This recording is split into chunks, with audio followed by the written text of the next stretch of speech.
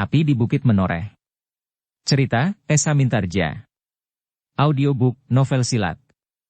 Bab 163. Kiai Gringsing menjadi ragu-ragu sejenak. Namun kemudian ia pun berkata, "Raden, aku mempunyai cara untuk melawan pengaruh bayangan-bayangan semu itu di dalam diriku. Aku dapat menguasai indrawadaku dan menghapuskan bayangan semu. Aku pernah mempelajari ilmu itu.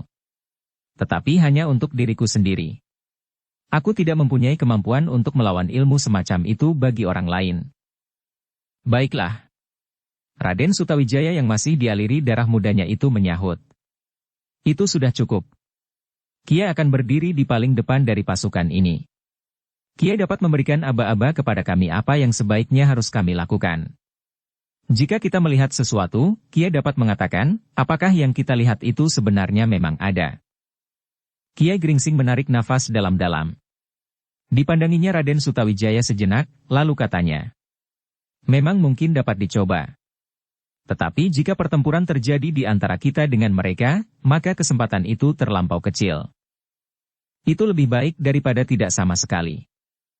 "Tetapi Kiai," berkata Ki Argapati, "jika pertempuran sudah terjadi, apakah Panembahan Agung masih dapat melontarkan ilmunya dengan bentuk-bentuk semu itu khusus bagi kita dan tidak mempengaruhi anak buahnya sendiri?"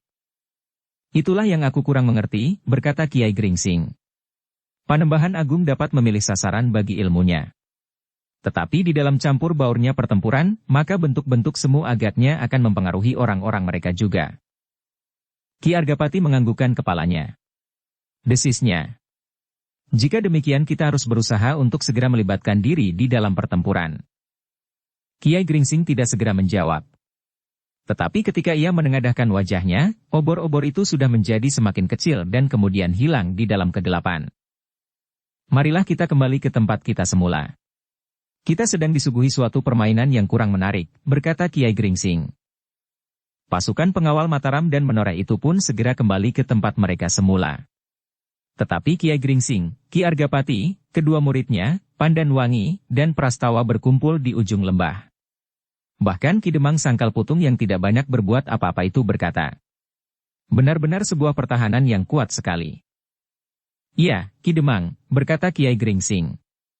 "Jika ada 2 atau 3 orang yang memiliki dasar ilmu itu, meskipun belum berkembang sama sekali, kita sudah akan terganggu semalam suntuk." "Kenapa harus 2 atau 3 orang?" "Tentu tidak akan dapat dilakukan oleh seorang.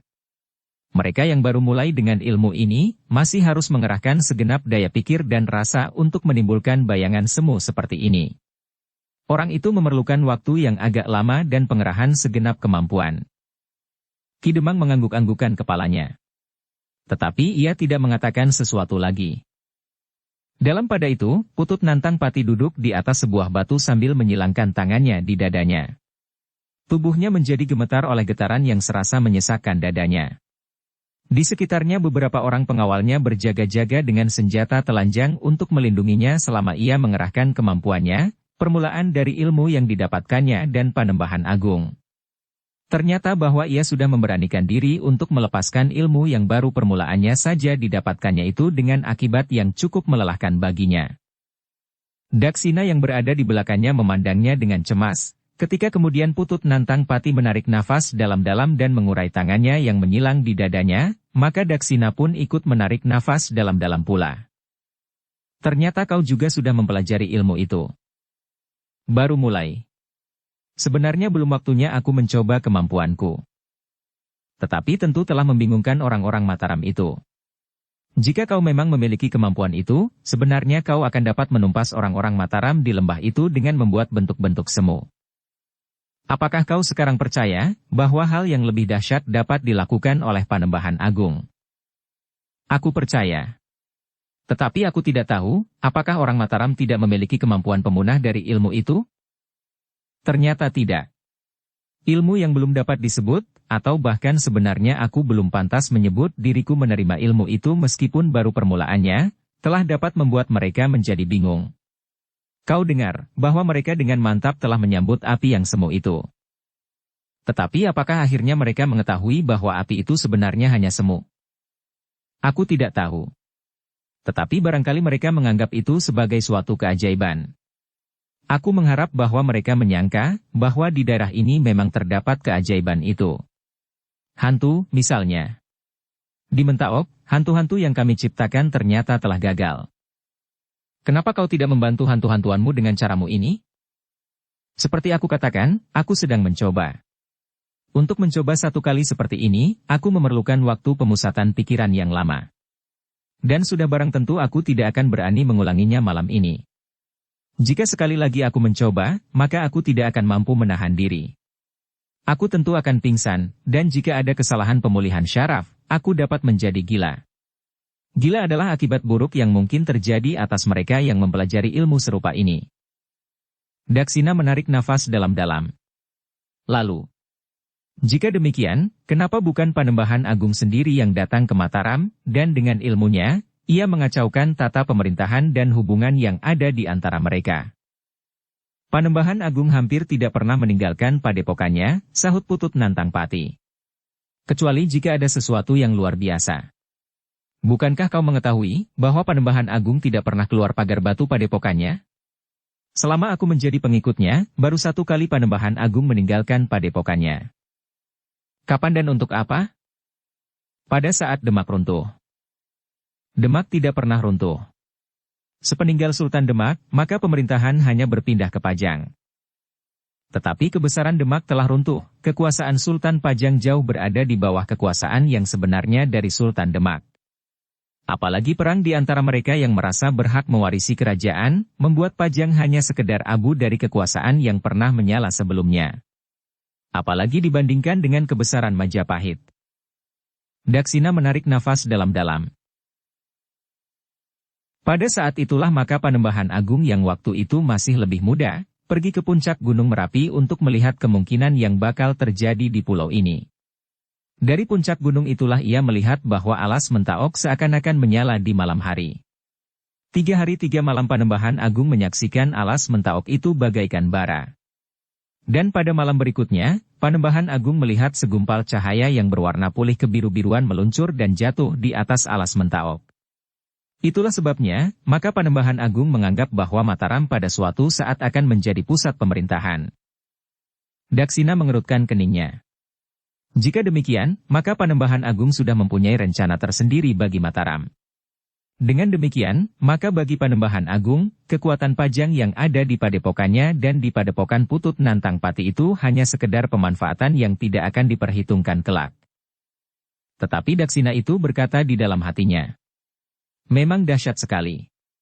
Tetapi Kakang Tumenggung dan Kakang Panji bukannya anak-anak kemarin sore. Terlebih-lebih lagi jika Paman Ajar di Kleca ikut campur di dalam persoalan ini. Agaknya Panembahan Agung masih harus membuat pertimbangan khusus jika ia sendirilah yang ingin berkuasa.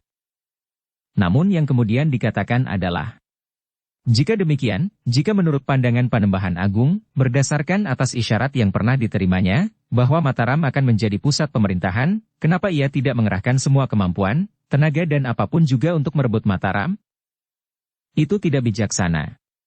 Selain Panembahan Agung harus memperhitungkan kemampuan yang ada di Mataram sekarang, juga pengaruh dan kewibawaan nama Ki Gede Pemanahan.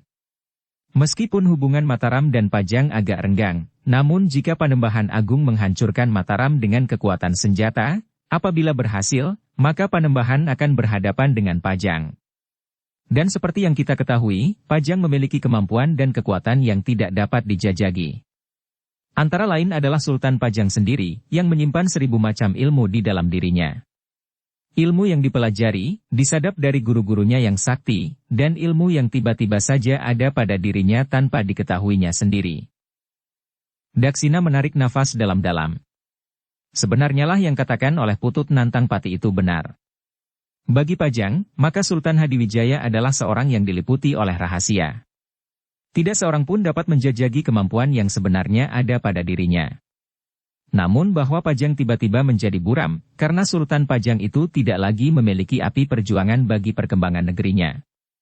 Bahkan ia pun kemudian tenggelam di dalam hidup yang dibuatnya sendiri bagaikan sorga, meskipun hanya sekedar bagi wadaknya.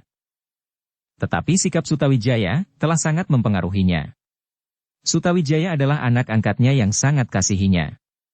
Dan yang tiba-tiba saja telah meninggalkannya dalam tahtanya yang terasa menjadi sepi. Sejenak mereka yang ada di atas tebing itu saling berdiam diri. Mereka tidak mendapat isyarat gerakan apapun dari para pengawal yang mengawasi pasukan Mataram dan Menoreh yang ada di tebing. Ternyata aku memerlukan waktu yang lama untuk memulihkan tenagaku, berkata Putut Nantang Pati. Kenapa? Temburuan. Sebenarnya belum waktunya aku memaksa diri dengan ilmu itu. Tetapi aku ingin melakukannya. Dan kini terasa badanku menjadi lemah. Bagaimana dengan besok? Mempergunakan senjata. Oh, tentu sudah pulih kembali. Sebelum fajar, tentu sudah mendapatkan tenagaku sepenuhnya. Dan sebelum fajar kita sudah akan berada di pertahanan terakhir. Tetapi apakah Panembahan Agung juga mengalami keadaan seperti kau, jika ia melontarkan ilmunya itu? Tentu tidak. Meskipun ia memerlukan pemusatan pikiran, tetapi ilmu itu sudah bekerja seolah-olah dengan sendirinya jika ia menghendakinya. Daksina mengangguk-anggukan kepalanya. Tetapi ia tidak mengatakan sesuatu. Bahkan di dalam hatinya ia merasa beruntung, bahwa ia akan dapat melihat dan mencoba mengetahui serba sedikit rahasia dari ilmu yang aneh itu. Jika datang saatnya, Kakang Tumenggung akan berterima kasih kepadaku, jika aku dapat mengatakan bagaimana harus melawan ilmu itu, namun kemudian. Tetapi Paman Ajar di Kleca tentu sudah tahu. Demikianlah maka Daksina dan beberapa orang pengawal padepokan serta beberapa orang bekas prajurit Pajang masih tetap berada di tempatnya. Mereka menunggu Putut Nantang Pati mendapatkan kekuatannya kembali setelah ia memaksa diri dengan melontarkan ilmu yang sebenarnya masih belum dikuasainya itu. Baru ketika Putut Nantang Pati merasa dirinya lebih baik, ia berdiri tertatih-tatih sambil berkata, "Marilah, kita mendahului para pengawal. Kita langsung pergi ke Padepokan Panembahan Agung. Biarlah anak-anak itu mengganggu orang-orang Mataram dengan anak panah, atau biarlah mereka membuat beberapa buah obor yang sebenarnya. Jika obor-oborku tadi berhasil menumbuhkan gambaran tentang keajaiban, maka obor-obor yang akan dinyalakan oleh para pengawal dan ditancapkan di tebing, akan menimbulkan tanggapan serupa. Tetapi obor itu akan menyala sampai pagi. Dan mereka akan menemukan bekas-bekasnya, sehingga tanggapan yang semula akan larut karenanya, jika mereka menyangka bahwa yang dilihatnya semalam juga hanya sekedar obor-obor biasa. Obor-obor itu hanya akan dibasahi dengan minyak sedikit saja, sehingga akan segera padam. Orang-orang yang tinggal di sini akan mengambil obor itu dan menyembunyikannya." Daksina mengangguk-anggukan kepalanya. Tanpa bertanya lagi, maka ia pun kemudian mengikuti Putut Nantang Pati meninggalkan tebing. Ternyata mereka tidak singgah lagi di padepokan Putut Nantang Pati yang memang sudah dikosongkan. Mereka langsung pergi ke Padepokan Panembahan Agung diiringi oleh beberapa orang pengawal. Meskipun malam masih disaput oleh gelap yang pekat, namun agaknya mereka sudah terlalu biasa berjalan di tebing padas yang curam itu. Para pengawal yang ditinggalkan oleh Daksina mulai berusaha mengganggu pasukan Mataram dan Tanah Perdikan Menoreh yang ingin mempergunakan sisa malam itu untuk beristirahat. Jika besok mereka akan menghadapi perang yang sebenarnya, maka mereka perlu mengumpulkan tenaga untuk melayani lawannya. Mungkin sehari penuh mereka harus bertempur. Mungkin bahkan masih akan berlanjut di hari kemudian. Seperti yang dikatakan oleh Putut Nantang Pati, maka 1-2 orang mulai menyalakan obor dan pergi ke atas tebing yang agak jauh. Nyala api obor itu memang dapat mengejutkan sesaat. Namun indra wadak orang-orang Mataram dan Menoreh yang tajam, segera dapat membedakan obor itu dengan obor yang semu. Apalagi Ki Argapati dan Kiai Gringsing. "Agung Sedayu," bertanya Kiai Gringsing. "Kau melihat obor itu?"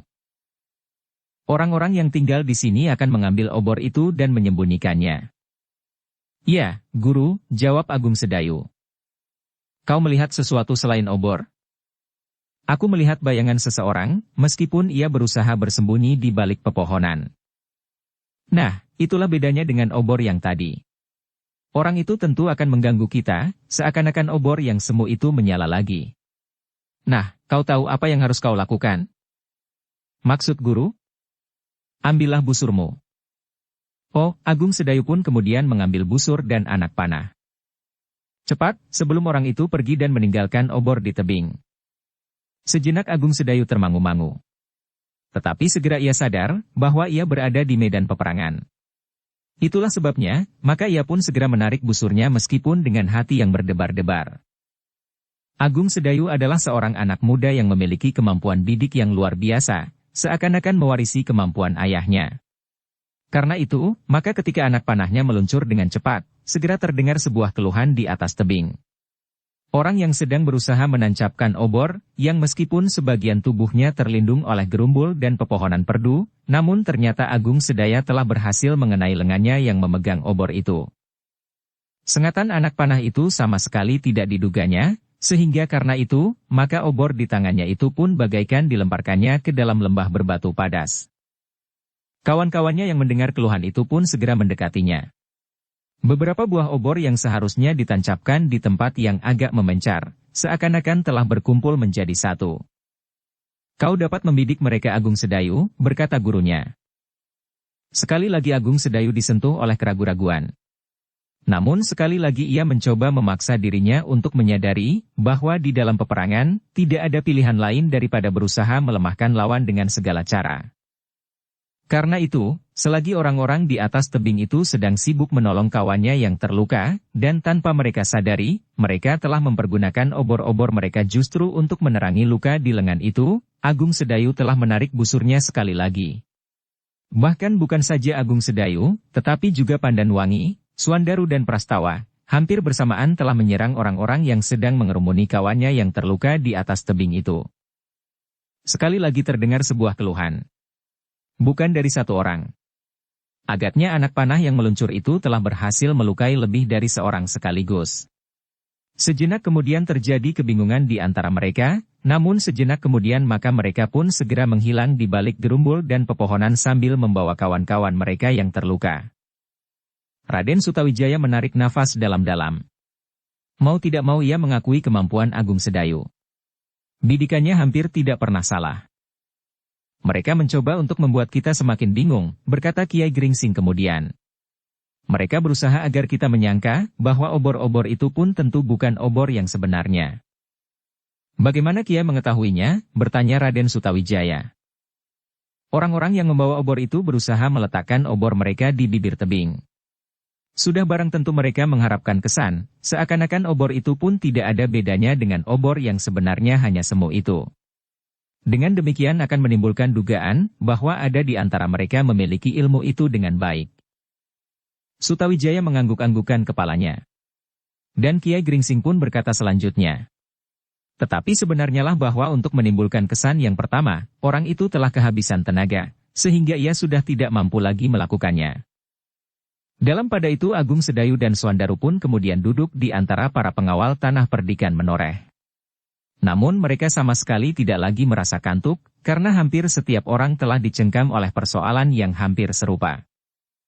Apakah kira-kira yang akan dijumpainya besok di dalam perang yang tentu akan lebih besar dari yang pernah terjadi? Mereka bertanya kepada diri sendiri.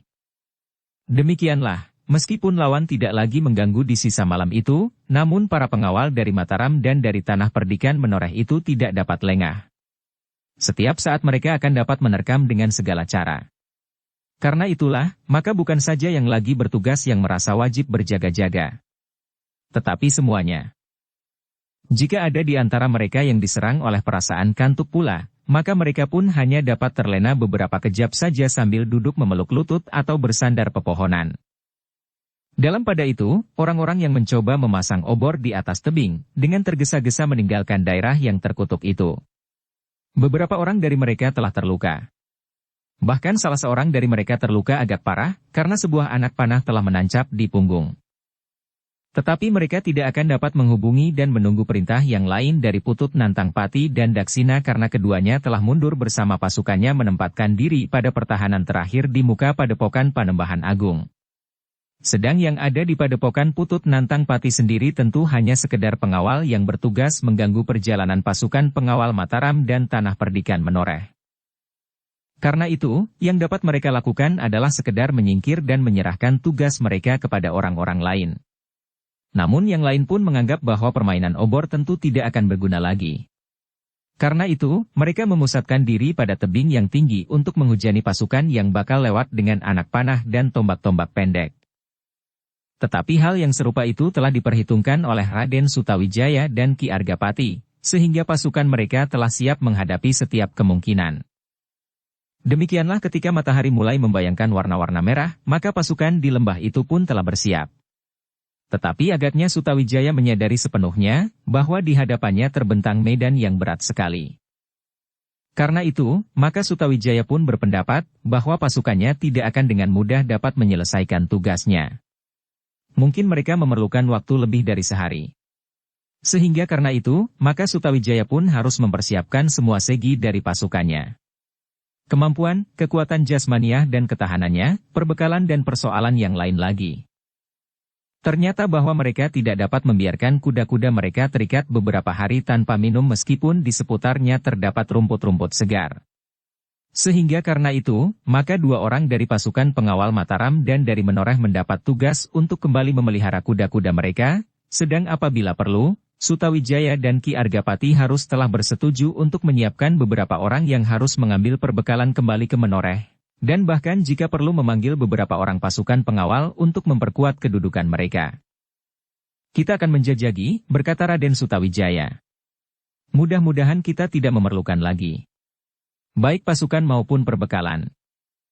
Ki Argapati mengangguk-anggukan kepalanya. Raden benar. Tetapi jika perlu, pasukan pengawal Menoreh dapat mempersiapkan diri dalam waktu setengah hari, sedang pasukan cadangan dapat dipersiapkan dalam waktu 1 hari 1 malam. Sutawijaya mengerutkan keningnya. Namun kemudian ia berdesis. Ternyata pasukan pengawal Tanah Perdikan Menoreh mempunyai susunan yang hampir sempurna, sehingga dalam waktu yang singkat, sudah dapat digerakkan seluruhnya. Bukan sempurna, Raden. Tetapi karena pengalaman pahit di masa lampau, maka pasukan kami masih tetap di dalam susunan yang mapan. Kiai Gringsing menarik nafas dalam-dalam. Ia percaya sepenuhnya bahwa pasukan pengawal Tanah Perdikan Menoreh susunannya tidak jauh berbeda dengan anak-anak muda yang menjadi pengawal Kademangan Sangkal Putung. Kedua daerah ini pernah mengalami masa yang hampir saja mengguncangkan kelestarian daerah mereka, sehingga karena itu, maka mereka justru mempunyai ketahanan diri yang mapan. Dan tidak berbeda pula dan bahkan memiliki susunan yang lebih tertib adalah pasukan pengawal Mataram yang sebagian disusun seperti dan oleh bekas prajurit-prajurit Pajang. Ketika matahari kemudian mulai melontarkan sinarnya di atas punggung pegunungan, maka mulailah pasukan yang berada di lembah itu bergerak. Mereka menyadari bahwa pada suatu saat mereka akan mendapat serangan kecil dari tebing. Namun serangan-serangan itu bukannya lawan yang sebenarnya sehingga karena itu, maka mereka tidak boleh terpancang pada serangan-serangan itu. Meskipun demikian bukan berarti bahwa mereka tidak harus berhati-hati, karena betapapun juga anak panah yang dilontarkan dari tebing itu akan mampu membunuh dalam arti yang sebenarnya. Demikianlah, maka pasukan pengawal Mataram dan Tanah Perdikan Menoreh itu mulai bergerak maju. Untuk mengurangi kemungkinan yang tidak diharapkan, serta jebakan-jebakan yang akan dapat mengganggu pasukan itu, maka atas persetujuan Raden Sutawijaya dan Ki Argapati, maka pasukan itu pun berjalan dalam urutan yang panjang. Yang berjalan di sisi kiri luar lembah yang agak luas itu adalah pasukan pengawal Mataram. Kemudian di sisi kanan adalah pengawal Tanah Perdikan Menoreh. Berurutan dan bahkan kelompok demi kelompok saling membatasi diri beberapa langkah. Tetapi ternyata bahwa jalan yang mereka lalui adalah daerah yang liar, sehingga mereka tidak dapat maju dengan pesat. Namun beberapa puluh langkah kemudian, ternyata lembah itu menjadi semakin mudah dilalui. Bahkan pepohonan pun menjadi semakin jarang, sehingga akhirnya Raden Sutawijaya tertegun sejenak sambil berdesis. Kita sampai ke daerah yang sering disentuh oleh tangan manusia. Tentu kita sudah dekat dengan perkemahan atau padepokan atau semacam itu, sahut Ki Lurah Beranjangan. Ya. Di hadapan kita itu tentu daerah yang dapat ditanami. Lihat hijaunya lain dengan daerah yang liar. Di sini pepohonan tumbuh tanpa diatur, sehingga jenis pohon apapun tumbuh bersama-sama. Tetapi menilik hijaunya daun, maka di depan kita tentu pategalan yang sudah mengalami pemeliharaan. Ki Lurah Beranjangan mengangguk-angguk. Namun ia pun kemudian menunjuk sebuah tebing yang menjorok sambil berdesis. Jika masih ada orang yang ingin mengganggu perjalanan kita, maka tebing itu merupakan tempat yang paling baik untuk melakukannya. Raden Sutawijaya mengerutkan keningnya. Namun kemudian ia pun menganggukkan kepalanya. Pada saat yang bersamaan di sisi lain, Ki Agapati pun menunjuk tebing yang menjorok itu. Katanya, kita harus berhati-hati. Kenapa, ayah? Bertanya Pandan Wangi. Tebing itu. Pandan Wangi menganggukkan kepalanya. Ia mengerti maksud ayahnya, sehingga ia pun segera mempersiapkan dirinya sambil berdesis kepada Prastawa. Beritahukan seluruh pasukan. Kita harus berhati-hati. Prastawa pun kemudian surut beberapa langkah. Diberitahukannya pemimpin kelompok terdepan dari pasukan pengawal tanah perdikan menoreh yang kemudian menjalar ke setiap telinga. Ketika Prastawa melihat Kiai Gringsing dan kedua muridnya yang berjalan agak di belakang, maka ia pun mendekatinya sambil berkata, "Tebing itu." Kiai Gringsing mengangguk. Katanya, "Sebaiknya kita mempersiapkan anak panah dan busur." "Ya. Paman sudah memerintahkan kepada seluruh pasukan." Kiai Gringsing mengangguk-angguk. Dipalingkannya wajahnya kepada kedua muridnya yang ternyata juga menyandang busur dan anak panah yang didapatkannya dari para pengawal.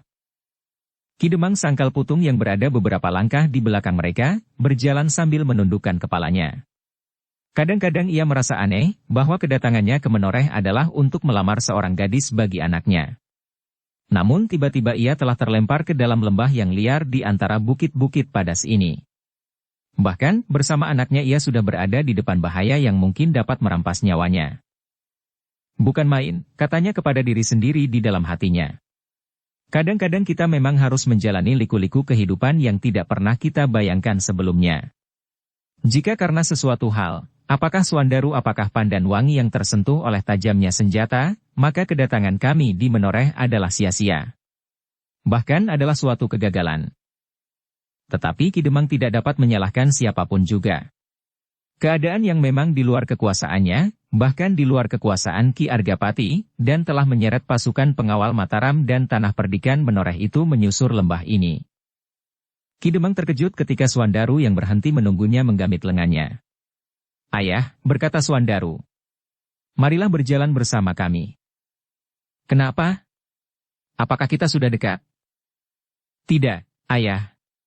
Tetapi tebing yang menjorok itu memerlukan perhatian yang khusus." Ki Demang mengangkat wajahnya. Dilihatnya tebing yang menjorok itu. Dan ia pun mengerti bahwa di atas tebing itu mungkin tersembunyi beberapa orang lawan. Mereka dapat menggulingkan batu dan batang-batang kayu seperti yang pernah mereka lakukan. Tetapi lembah di sebelah tebing yang menjorok itu tidak menguntungkan untuk mengulangi cara itu. "Tentu serangan dengan anak panah," desis Ki Demang.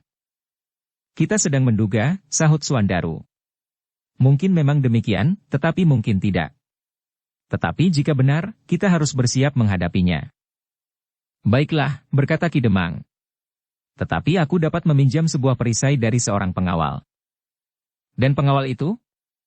"Bersama-sama berlindung di bawah dua orang kawannya yang berperisai juga." Swandaru tersenyum.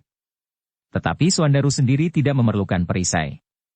Jika perlu, cambuknya dapat melindungnya. Dengan putaran secepat baling-baling, maka setiap anak panah akan terlempar menjauhinya.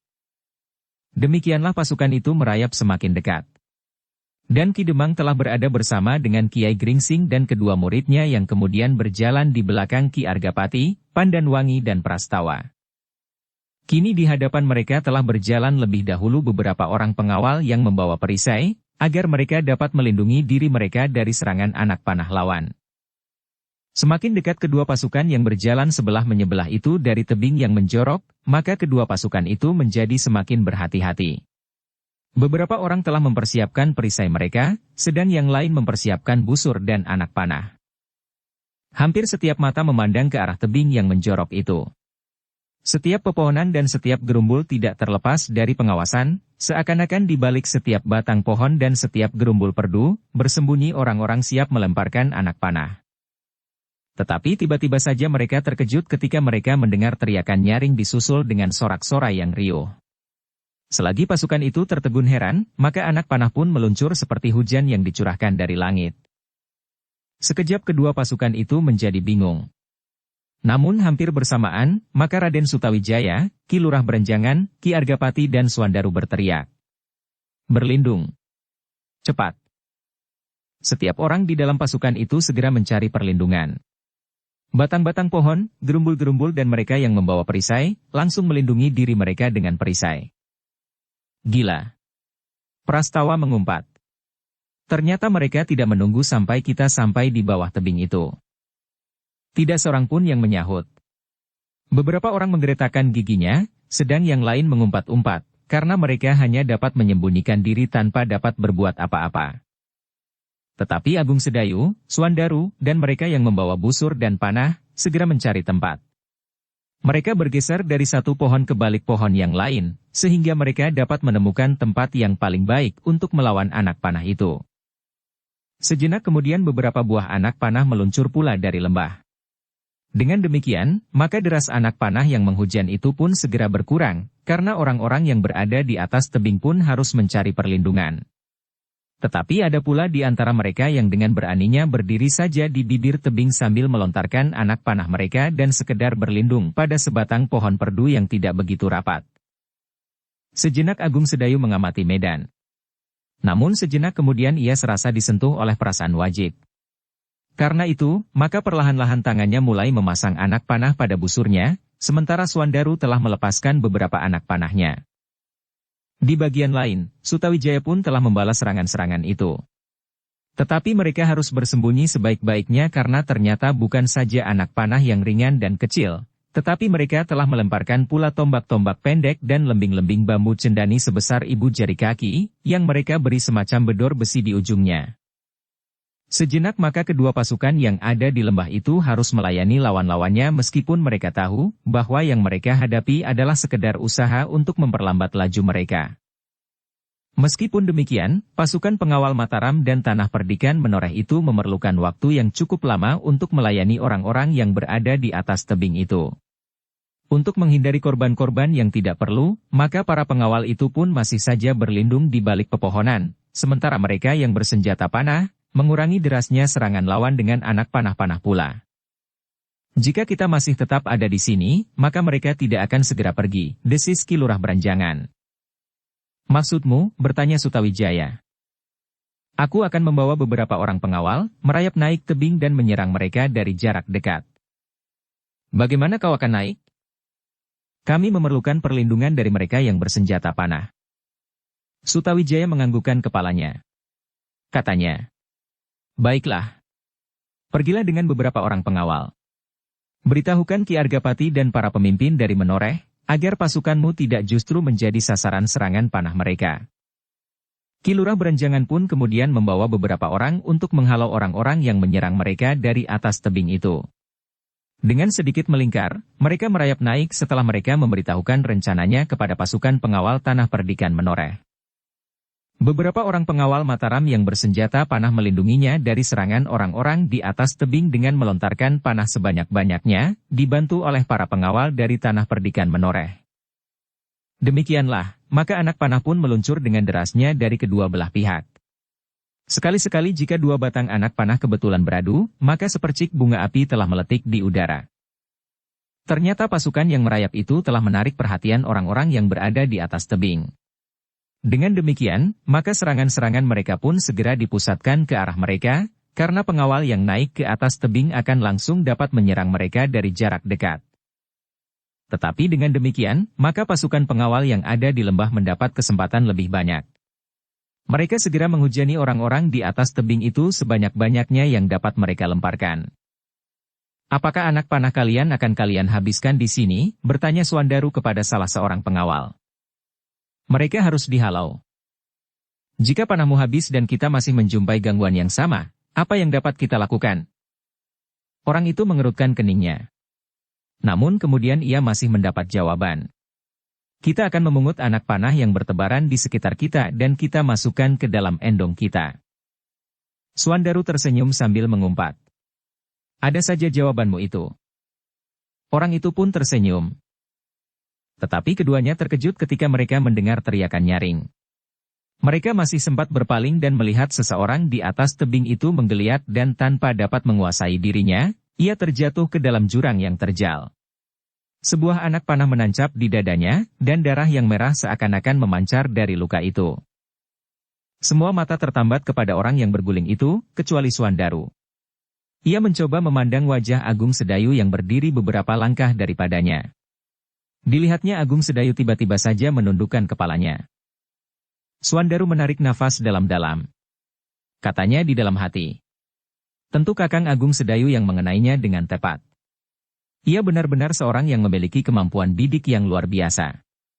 Orang yang sudah berlindung di belakang ilalang itu tepat dikenai dadanya. Suandaru menarik nafas dalam-dalam, lalu. Tetapi ia memang bukan seorang prajurit yang baik. Ia bukan Untara, dan ia bukan Raden Sutawijaya. Bukan pula seperti aku. Agung Sedayu masih berdiri sambil menunduk di balik sebatang pohon. Namun hiruk-pikuk di sekelilingnya seakan-akan telah membangunkannya, sehingga sejenak kemudian ia mulai mengangkat wajahnya dan memandang ke atas tebing. Suandaru mengerutkan keningnya. Tetapi ia tidak berbuat sesuatu. Justru ia sengaja agar Agung Sedayu tidak mengetahui bahwa ia sedang memperhatikannya. Ketika Suandaru pun kemudian menengadahkan wajahnya pula, dilihatnya pasukan Ki Lurah Beranjangan yang dengan susah payah merayap naik itu telah hampir mencapai bibir tebing di bawah perlindungan anak panah dari para pengawal di bawah, dan perisai-perisai yang mereka bawa. Beberapa orang lawan yang melihat usaha itu hampir berhasil segera berlari-lari mendekat dengan pedang terhunus. Namun satu dua di antara mereka terpaksa jatuh terkapar, ketika anak panah yang dilontarkan dari lembah mengenai mereka. Tetapi mereka bukan orang-orang yang dungu. Mereka pun segera menjauhi bibir tebing, dan mencoba menyerang Lurah Beranjangan dengan anak panah dari tempat yang tidak terlihat dari lembah. Namun pasukan Ki Lurah pun sudah mulai menebar. Satu dua orang sudah mencapai bibir tebing, dan yang satu dua itu langsung terlibat di dalam perkelahian. Sementara yang lain segera menyusulnya. Meskipun pertempuran yang terjadi itu sekedar merupakan bagian kecil dari keseluruhan, namun para pemimpin Mataram dan Tanah Perdikan menoreh mengikutinya dengan dada yang berdebar-debar.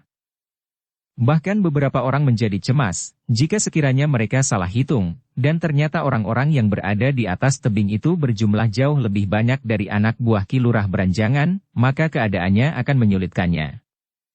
Apalagi ketika pertempuran sudah berkobar, maka para pengawal di lembah tidak berani lagi melontarkan anak panah mereka.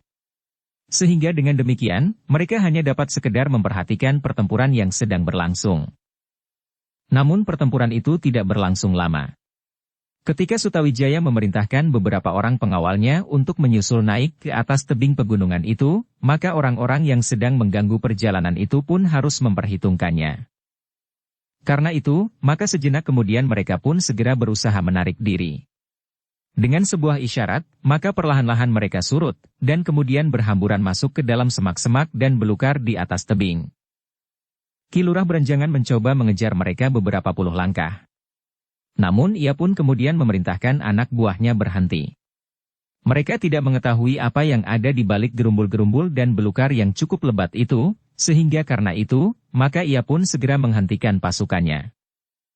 Beberapa orang yang sedang memanjat naik itu pun mengurungkan usahanya untuk mencapai bibir tebing, karena tidak ada lagi lawan yang harus dihadapinya. Dan sebenarnya lah menurut perhitungan Sutawijaya, orang-orangnya itu bukannya benar-benar harus bertempur. Dengan memerintahkan beberapa orang naik, pasukan lawan itu tentu akan menghindar.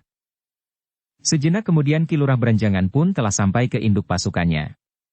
Segera mereka melanjutkan perjalanan. Meskipun mereka baru saja bertempur, namun di bawah tebing yang menjorok itu, mereka tetap berhati-hati.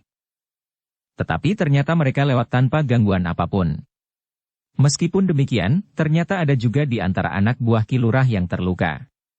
Meskipun lukanya tidak parah, tetapi sambil berjalan, kawan-kawannya berusaha untuk menahan arus darah yang mengalir dari luka itu. Dan dari Kiai Gringsing mereka mendapat serbuk obat yang dapat mengurangi titik-titik darah yang keluar dari luka-luka itu. Beberapa saat kemudian mereka sudah sampai ke daerah Pategalan yang seperti telah diduga oleh para pengawal Mataram dan menoreh, merupakan tanah yang sudah digarap. Ternyata bahwa lembah itu memang menjadi semakin luas dan merupakan sebuah dataran yang tersembunyi di antara pegunungan. Ada mata air, tiba-tiba salah seorang dari para pengawal itu berteriak. Pasukan itu terhenti. Di lereng sebelah kiri, di bawah sebatang pohon ketapang yang besar, terdapat sebuah mata air yang cukup besar sehingga airnya mengalir ke dalam sebuah parit. Sutawijaya memperhatikan mata air itu sejenak. Kiai Gringsing, kedua muridnya, Ki Demang Sangkal Putung, dan para pemimpin dari Tanah Perdikan menoreh pun kemudian berkerumun di sekitar mata air itu. Suatu sumber penghidupan di lembah ini, desis Sutawijaya. Ya, sahut Kiai Gringsing. Air itu tentu mengalir ke tempat yang lebih rendah. Dengan demikian, jika kita menyusuri air yang mengalir ini, kita akan sampai kepada dua kemungkinan. Keluar dari lembah ini, mungkin memang ada jalan keluar tanpa melalui puncak-puncak bukit kecil itu, atau menerobos di bawah tanah. Sedang kemungkinan yang lain, bahwa kita akan sampai ke daerah yang berawa-rawa. Kemungkinan yang pertama itulah yang paling dekat dengan keadaan daerah ini, berkata Ki Argapati. Jika kita akan sampai ke daerah yang berawa-rawa, selain tanah akan menjadi semakin lembab, kita akan dapat melihat rawa-rawa itu dari tebing pegunungan ini. Yang lain mengangguk-anggukan kepalanya. Namun mereka mendapatkan satu kesimpulan, bahwa tanah dataran di antara bukit-bukit kecil ini merupakan tanah yang baik untuk digarap. Dengan demikian maka mereka berpendapat, bahwa mereka tentu akan sampai kepada sebuah padukuhan. Dan padukuhan itulah yang mungkin telah dipergunakan sebagai pusat gerakan dari seorang yang menyebut dirinya Panembahan Agung. Dengan demikian, maka mereka pun menduga, bahwa mereka benar-benar telah berada di ambang pintu padepokan yang mereka cari. Karena itulah maka sejenak kemudian, para pemimpin dari Mataram dan Tanah Perdikan Menoreh itu pun segera mempersiapkan diri menghadapi segala kemungkinan. Dengan kesiagaan sepenuhnya maka pasukan itu pun merayap maju. Di sela-sela pategalan mereka menemukan jejak dari sebuah pasukan yang cukup besar. Karena itulah maka para pengawal itu telah menggenggam senjata di tangan masing-masing. Mereka menyangka bahwa sebentar lagi mereka tentu akan disergap oleh sepasukan yang kuat dari sela-sela pepohonan di pategalan itu. Tetapi sampai beberapa puluh langkah kemudian mereka tidak mengalami sesuatu. Apalagi pategalan itu menjadi semakin jarang dan sekedar ditanami dengan pohon buah-buahan dan agaknya baru saja orang-orang di padukuhan itu mengambil hasil tanaman mereka. Menilik bekasnya, maka tanah di antara pohon buah-buahan yang jarang itu baru saja ditanami dengan ketela pohon dan sebagian dengan sejenis kacang. Namun yang mereka yakini, bahwa mereka telah menjadi semakin dekat dengan sebuah padukuhan. Pasukan itu pun kemudian menjadi semakin berhati-hati. Sebelum mereka maju lagi, maka mereka telah mengirimkan 3 orang yang akan mengawasi keadaan di hadapan mereka, apakah mereka akan masuk ke dalam perangkap atau tidak. Para pengawas itu dengan hati-hati merayap maju mendahului pasukannya. Mereka membawa beberapa macam alat untuk mengirimkan isyarat. Panah senderen, bahkan kentongan kecil. Tetapi mereka sama sekali tidak menjumpai apapun yang mencurigakan. Mereka tidak melihat sebuah pertahanan yang kuat, dan ujung-ujung senjata yang mencuat. Namun mereka tidak tergesa-gesa maju terus, karena mereka masih selalu dibayangi oleh kecurigaan, bahwa lawan mereka dapat memasang jebakan yang tidak mereka duga lebih dahulu. Dengan sangat hati-hati mereka maju beberapa puluh langkah lagi, bergeser di antara pepohonan. Tetapi mereka pun tidak menemukan apa-apa. Di antara pepohonan yang jarang itu, mereka sama sekali tidak melihat pasukan pengawal segelar sepapan. "Kenapa begitu sepi?" bertanya salah seorang di antara para pengawas itu sambil berbisik. "Ya, aku justru menjadi curiga. Mungkin mereka berada di balik dinding batu di belakang pategalan itu. Itu pun sepi. Mereka sengaja berlindung. Tetapi itu tidak menguntungkan.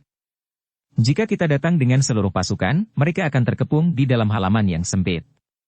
Dan karena itu, maka mereka tidak akan dapat memberikan perlawanan yang sempurna. Itulah yang aneh. Dan yang tidak lazim itulah yang harus kita perhatikan." "Aku akan maju lagi," berkata yang lain dengan tiba-tiba. "Aku tidak telaten untuk sekedar menduga-duga saja." Kawan-kawannya tidak membantah, sehingga karena itu maka mereka pun mulai bergerak maju dengan hati-hati. Mereka selalu berusaha berlindung di antara pepohonan dan pohon-pohon perdu yang bertebaran di pategalan di hadapan padukuhan yang sudah nampak. "Padukuhan itu kecil," desis salah seorang. "Ya. Tetapi rumah-rumah yang nampak itu adalah barak-barak yang dihuni bersama-sama oleh beberapa orang. Memang menarik sekali. Mungkin mereka mempertahankan setiap rumah yang mereka huni itu dengan cara yang asing bagi kita." "Mungkin, memang mungkin," potong yang lain. "Tetapi yang paling baik adalah mendekat." Mereka bertiga menjadi semakin gelisah. Tetapi justru karena itu, mereka ingin mengetahui dengan pasti, apakah yang mereka hadapi. Meskipun demikian salah seorang dari mereka harus mempersiapkan isyarat. Jika tiba-tiba saja mereka disergap, maka mereka sempat membunyikan tanda bahaya itu. Setidak-tidaknya kentongan dengan nada yang sudah mereka sepakati. Tetapi mereka sama sekali tidak menjumpai apapun juga di dalam padepokan itu. Ketika mereka dengan hati-hati menjenguk ke balik dinding batu yang mengelilingi padepokan itu, maka mereka sama sekali tidak melihat apapun. Padepokan itu agaknya memang benar-benar telah kosong. Gila, perangkap apa lagi yang akan mereka pasang buat kita, berkata salah seorang dari ketiganya. Aku akan masuk. Biarlah apa yang akan terjadi.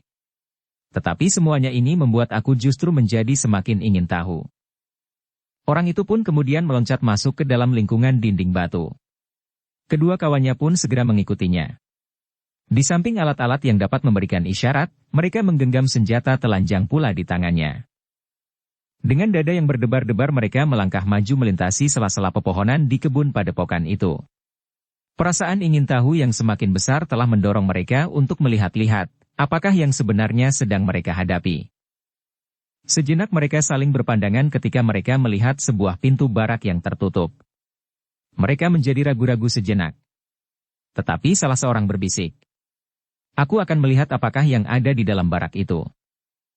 Baiklah, berkata yang lain, lalu katanya kepada kawannya yang satu lagi. Kau tetap di sini.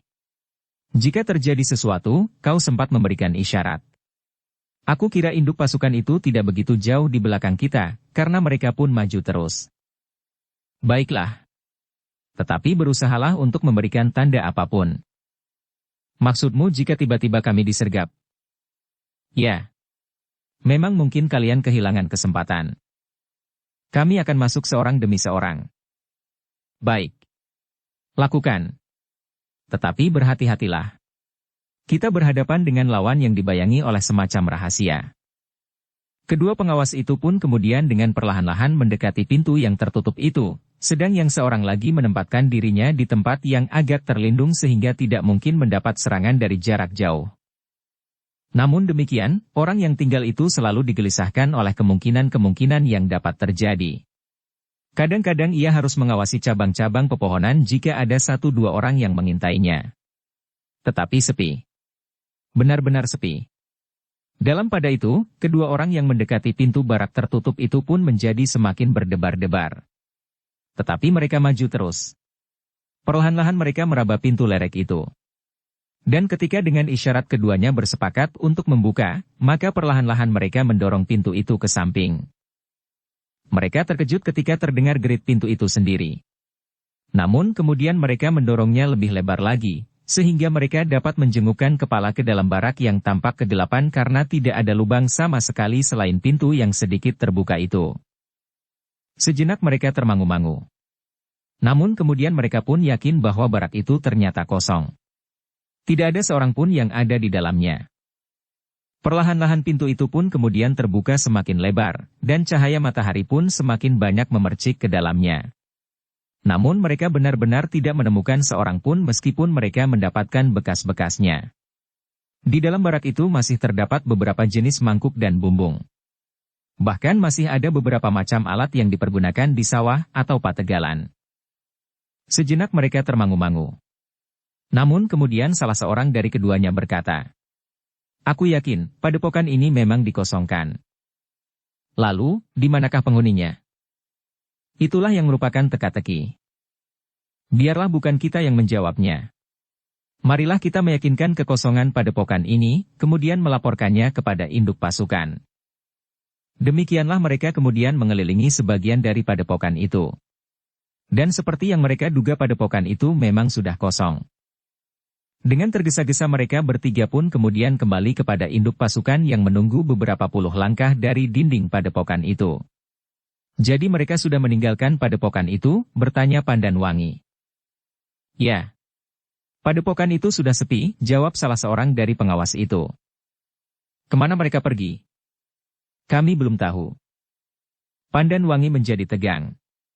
Bukan karena pasukan itu tidak dapat menguasai lawan yang tentu masih akan tetap berbahaya bagi Mataram dan Tanah Perdikan Menoreh, tetapi dengan demikian mereka tentu tidak akan menemukan Rudita pula.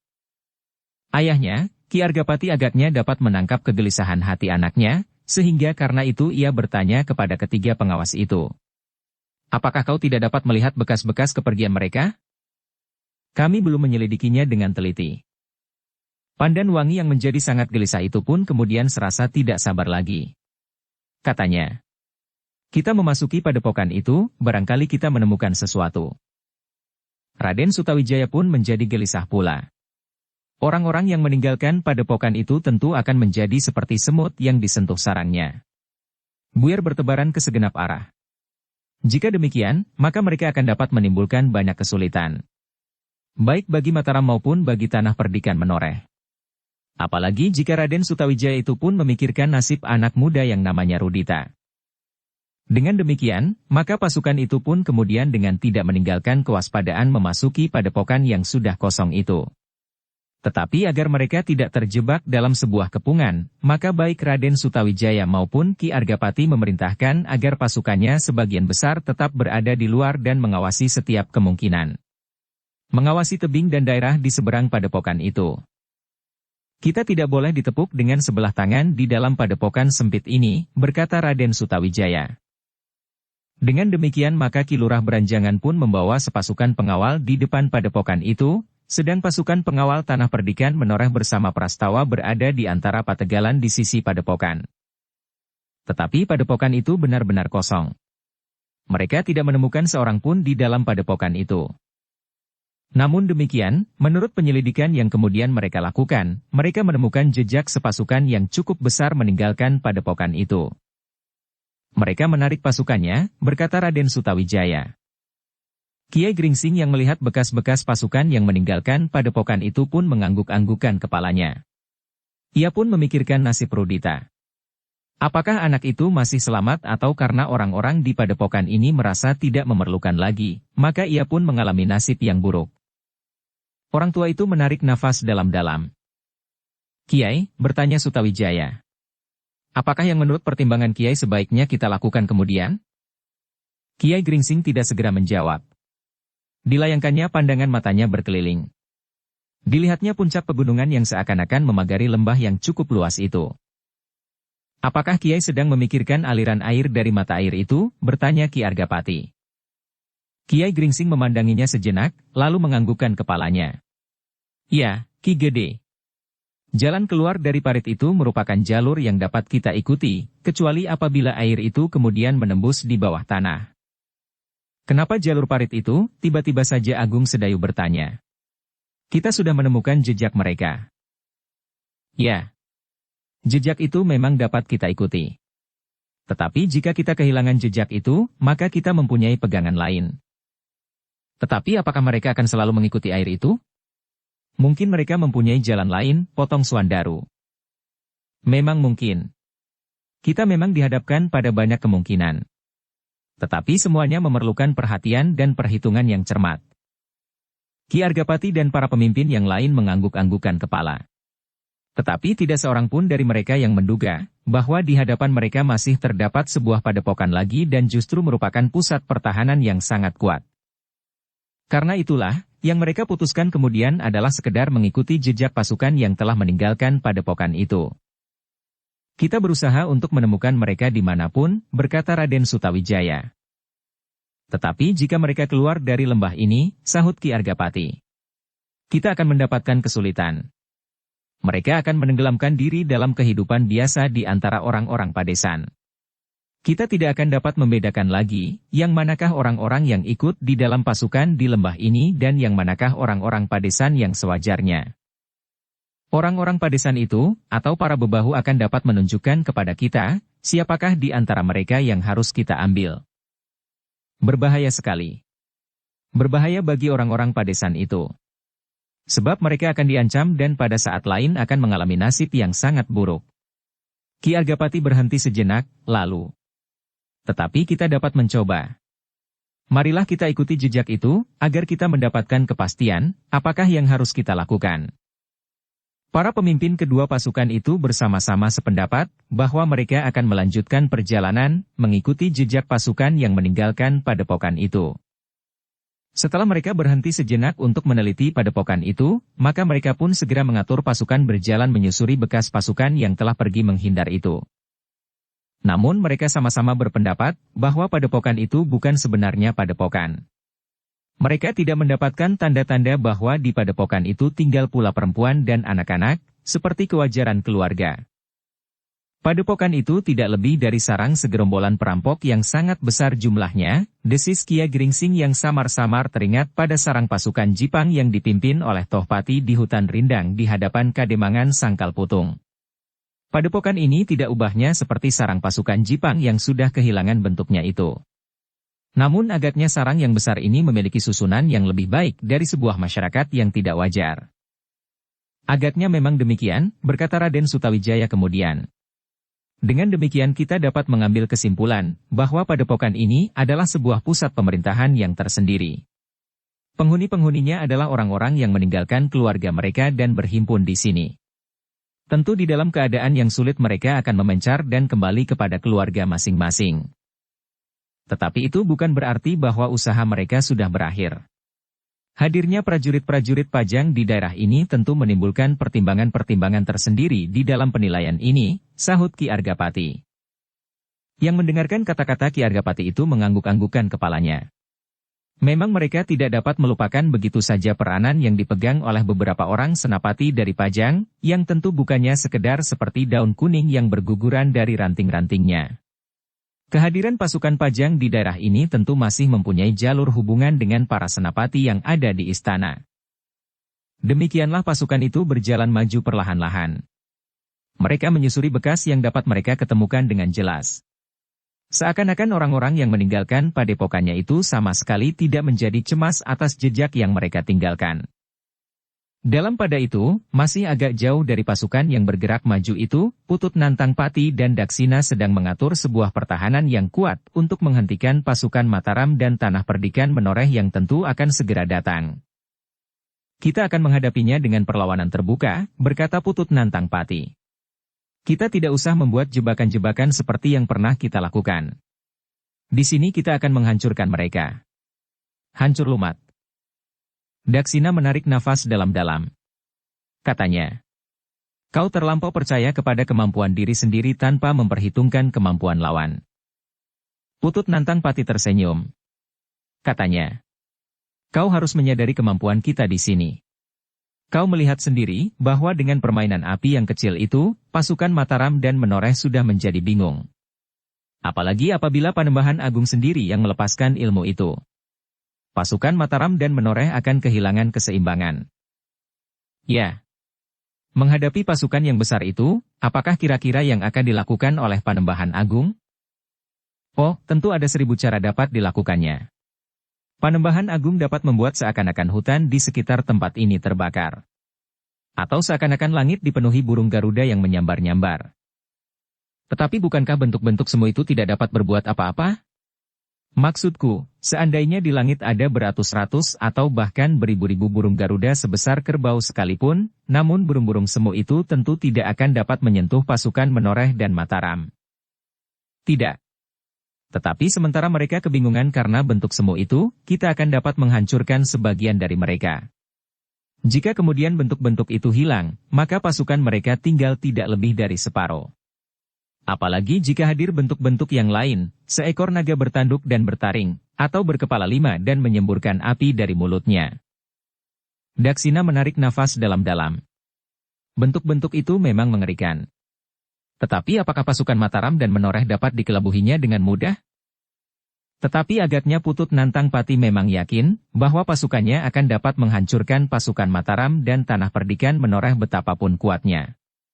Dengan bentuk-bentuk semu kedua pasukan itu akan kehilangan pemusatan arah perlawanan sehingga dengan mudah pasukan Putut Nantang Pati akan dapat membinasakan sebagian besar dari mereka. Tetapi agaknya Daksina lebih mementingkan kepada pertahanannya. Pasukan yang berada di dalam garis pertahanan itu mendapatkan petunjuk-petunjuk bagaimana mereka harus menghentikan gerak pasukan Mataram dan Tanah Perdikan Menoreh yang kuat. Mereka adalah pengawal-pengawal yang memiliki nilai tempur seperti prajurit-prajurit Pajang, berkata Daksina. Karena itu, jangan lengah. Kita bukannya tidak percaya bahwa Panembahan Agung akan mampu menciptakan bentuk-bentuk semu, tetapi kita pun harus memperhitungkan kemungkinan yang ada pada pasukan lawan. Aku kira tidak ada di antara mereka yang mampu melawan ilmu Panembahan Agung. Tetapi mungkin ada di antara mereka yang menyadari bahwa mereka tidak boleh dibingungkan oleh bentuk-bentuk semu itu sehingga mereka sama sekali mengabaikan penglihatan mereka yang tidak wajar itu. Anak buahnya mengangguk-anggukan kepala. Mereka, terutama prajurit-prajurit Pajang memang tidak meletakkan kekuatan mereka kepada ilmu yang belum pernah mereka lihat sebelumnya. Tetapi mereka harus menyandarkan perlawanan mereka kepada kemampuan diri sendiri. Meskipun demikian, ada juga semacam harapan bahwa mereka tidak perlu memeras segenap tenaga dan kemampuan mereka, jika benar ilmu Panembahan Agung dapat mempengaruhi lawan. Daksina, berkata Putut Nantangpati yang mengetahui bahwa Daksina masih meragukan kelebihan ilmu Panembahan Agung. Mungkin orang-orang Mataram dan Menoreh tidak menghiraukan sama sekali burung-burung Garuda di langit, ular naga sebesar pohon nyamplung di sebelah itu, atau bentuk-bentuk yang lain karena mereka sadar bahwa bentuk-bentuk itu adalah bentuk-bentuk semu, tetapi mereka tidak akan dapat membedakan bentuk semu yang berupa lembah dan pegunungan.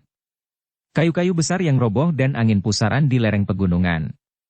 Mereka tentu akan bingung melihat pasukan kita terbang di atas jurang yang dalam, karena jurang itu sebenarnya tidak pernah ada. Daksina mengangguk-anggukan kepalanya. Ia memang berdiri di persimpangan. Ia sudah melihat sendiri bentuk semu yang dibuat oleh Putut Nantangpati meskipun menurut pengakuannya sama sekali belum sempurna.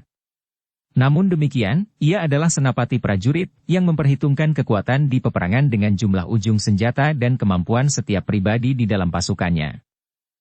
Namun sebenarnya lah dengan demikian pertahanan yang disusun oleh Putut Nantangpati dan Daksina adalah pertahanan yang sangat kuat. Justru karena Daksina tidak menumpukan kekuatannya kepada ilmu ajaib yang dimiliki oleh Panembahan Agung. Jika ternyata kemudian Panembahan Agung juga berhasil membingungkan pasukan Mataram dan Tanah Perdikan Menoreh, maka kedua pasukan itu benar-benar akan diancam kepunahan. Dalam pada itu, di hadapan garis pertahanan itu pasukan Mataram yang tidak sempat mengetahui kekuatan lawan, bersama pasukan Tanah Perdikan Menoreh bergerak maju. Mereka sama sekali tidak menduga bahwa di hadapan mereka terbentang sebuah pertahanan yang kuat dari tebing sampai ke tebing. Bukan saja pertahanan yang dilambari dengan kemampuan tempur pasukan yang telah menggemparkan Mataram itu, tetapi juga dibayangi oleh ilmu yang belum pernah ditemui di medan yang manapun. Yang berjalan di paling depan adalah para pengawas yang perhatiannya lebih banyak ditujukan kepada jejak orang-orang yang mereka cari daripada sebuah pertahanan yang bagaikan benteng baja. Mereka sibuk menundukkan kepalanya, mengungkit ranting-ranting patah dan dedaunan yang tumulung di atas jalur jalan yang mereka tempuh, sehingga dengan demikian mereka tidak mengetahui bahwa jarak pertahanan di hadapan mereka semakin lama menjadi semakin pendek. Sementara pasukan Mataram dan Tanah Perdikan Menoreh merayap semakin dekat, maka Daksina dan Putut Nantangpati menjadi berdebar-debar ketika ia dipanggil menghadap di padepokan di belakang pertahanan mereka. Apakah yang penting? Jika tiba-tiba saja pasukan Mataram dan Menoreh melanda pasukan kita, maka pertahanan ini akan menjadi hancur. Aku di sini justru sedang menunggu kehadiran Panembahan Agung, jika setiap saat lawan kita itu datang, jawab Daksina. Kenapa kau bertanya? Bertanya utusan itu. Panembahan Agung memiliki perhitungan yang sempurna. Apakah kau merasa bahwa perhitunganmu lebih matang? Oh, Daksina menjadi tergagap karenanya. Bukan maksudku. Tetapi aku mendasarkan pada perhitungan keprajuritan. Jangan membantah lagi, berkata Putut Nantangpati pula. Marilah, kita menghadap. Keduanya pun kemudian dengan tergesa-gesa pergi ke padepokan. Daksina tampak menjadi sangat gelisah. Ia tidak biasa meninggalkan pasukannya di saat yang paling genting meskipun sudah diserahkannya kepada orang yang dipercayainya. Daksina hampir tidak sabar ketika ia harus duduk di serambi depan menunggu kehadiran Panembahan Agung. Keringatnya mengalir membasahi kening dan punggung. Ketika pintu terbuka, maka yang hadir sama sekali bukan Panembahan Agung, tetapi Panembahan Alit, yang juga menyebut dirinya Panembahan tidak bernama. Oh, desis Daksina yang mulai menjadi jengkel. Apakah kami sudah diperbolehkan menghadap Panembahan Agung yang memanggil kami? Panembahan Alit memandanginya sejenak. Kemudian ia pun duduk pula di antara mereka sambil berkata, Aku tidak tahu kapan kalian diperbolehkan menghadap. Tetapi justru aku mendapat perintah untuk berada bersama kalian di sini. Tetapi pasukan lawan tentu sudah menjadi semakin dekat. Naluri keprajuritanku sudah memperingatkan agar aku siap menunggu mereka di dalam pasukan yang harus bersiaga sepenuhnya. Ah kau! Putut Nantang Pati tersenyum. Percayalah. Panembahan Agung mengetahui apa yang sedang kita hadapi. Pasukan itu tentu terhalang oleh orang-orang kita yang bertugas memperlambat dan mengganggu pasukan mereka. Bukan saja agar mereka tidak dapat maju dengan pesat. Tetapi mereka akan menjadi marah sehingga mereka lebih banyak mempergunakan perasaannya daripada perhitungan nalarnya. Karena itu, mereka tentu masih berada di jarak yang jauh. Daksina menarik nafas dalam-dalam. Dan Panembahan Alit itu pun berkata, "Jangan gelisah. Percayalah." Daksina tidak menyahut lagi. Tetapi rasa-rasanya hatinya selalu melonjak-lonjak di dalam dadanya. Sebagai seorang senapati, ia merasa wajib berada di gelanggang di saat pertempuran mulai berkobar. Tetapi agaknya Putut Nantang Pati sama sekali tidak merasa gelisah. Ia menyandarkan semua pertimbangan di saat itu kepada Panembahan Agung, meskipun biasanya ia adalah seorang pemimpin yang baik di peperangan. Baru sejenak kemudian maka seseorang telah keluar lagi dari ruang dalam dan berkata, "Panembahan Alit diharap menghadap lebih dahulu." "Hanya Panembahan Alit," desak Daksina. "Ya." "Berburu?" Panembahan Alit itu pun berdiri sambil menepuk bahu Daksina. "Sabarlah. Tidak akan ada apa-apa yang terjadi." Daksina menarik nafas dalam-dalam. Sejenak kemudian, maka Panembahan Alit itu pun hilang di balik pintu. "Kita masih harus menunggu," bertanya Daksina yang kehilangan kesabaran. "Semakin kau mendesak, maka kau akan merasa semakin lama menunggu di sini. Jangan hiraukan, agar kau tidak terlampau gelisah." Daksina hanya menarik nafas saja dalam-dalam. Sesaat kemudian pintu itu pun terbuka lagi. Yang tampak keluar lewat pintu itu adalah Panembahan Alit. Sambil membawa sebatang tongkat ia berkata, "Daksina dan Putut Nantang Pati. Ternyata aku menerima tongkat kekuasaan tertinggi di padepokan ini. Karena itu, maka akulah yang akan menjadi senapati besar di dalam pertempuran yang akan segera terjadi." Menurut pengamatan Panembahan Agung, pasukan Mataram dan Tanah Perdikan Menoreh yang datang ke padepokan ini cukup besar, sehingga kita di sini harus berjuang sebaik-baiknya melawan mereka. Panembahan Agung sendiri akan hadir di medan dan dengan kuasanya akan berusaha untuk memperlemah daya tempur pasukan Mataram dan Tanah Perdikan Menoreh. Putut Nantang Pati mengangguk-anggukan kepalanya sambil berkata, "Jika memang itu yang diperintahkan, aku percaya bahwa Panembahan Alit akan dapat melakukan tugas itu sebaik-baiknya." Tetapi Daksina berkata, "Jadi, apakah kami sudah dapat menghadap Panembahan Agung?" "Kalian tidak perlu menghadap. Perintahnya sudah jelas. Dan tongkat kekuasaan ini merupakan bukti perintah yang sudah diucapkan itu." "Jadi buat apa aku harus datang kemari?" bertanya Daksina. "Itu adalah kehendak Panembahan Agung. Kenapa kau tampak kecewa?" "Tentu. Sebaiknya aku berada di antara pasukanku jika aku di sini hanya sekedar duduk menunggu dan tidak ada kepentingan apapun juga. Kau tidak dapat membantah perintahnya. Aku bukan anak buahnya. Tetapi aku adalah seorang senapati yang dikirim oleh Kakang Tumenggung untuk memimpin pasukan Pajang yang ada di sini. Di sini kau berada di bawah perintah Panembahan Agung yang kali ini dilimpahkan kepadaku," berkata Panembahan Alit. "Jangan membuat keributan di saat pasukan lawan sudah berada di depan hidung." Daksina menggeretakkan giginya. Katanya, "Hanya karena kesadaran itu aku melalaikannya. Tetapi jika kau mengecilkan arti Daksina di sini, berarti kau mengecilkan arti Kakang Tumenggung dan Kakang Panji di Pajang. Jangan kau sangka bahwa keduanya dapat kalian perintah seperti memerintah anak-anak yang paling dungu seperti ini. Namun sekali lagi aku katakan, bahwa aku hanya sekedar mengingat bahwa musuh kini sudah berada di hadapan hidungku. Jangan bersikap begitu kasar. Agaknya sikapmu tidak akan menguntungkan sama sekali. Tetapi bukan berarti bahwa kalian dapat menghinakan dan memerintah aku seperti seorang budak." Panembahan Alit mengerutkan keningnya. Tetapi ia masih tetap menyadari bahwa untuk menghadapi Mataram dan Tanah Perdikan Menoreh, mereka memerlukan paduan kekuatan yang ada, dan karena itulah maka ia masih tetap menahan diri. Namun dalam pada itu, mereka bertiga terkejut ketika tiba-tiba saja mereka mendengar seekor kuda meringkik. Kemudian dari pintu itu pun muncul seekor kuda yang tegar meloncat ke halaman. Sekali kuda itu melonjak, namun kemudian berlari kencang sekali seperti angin, sedang di atasnya duduk seorang anak kecil berambut putih.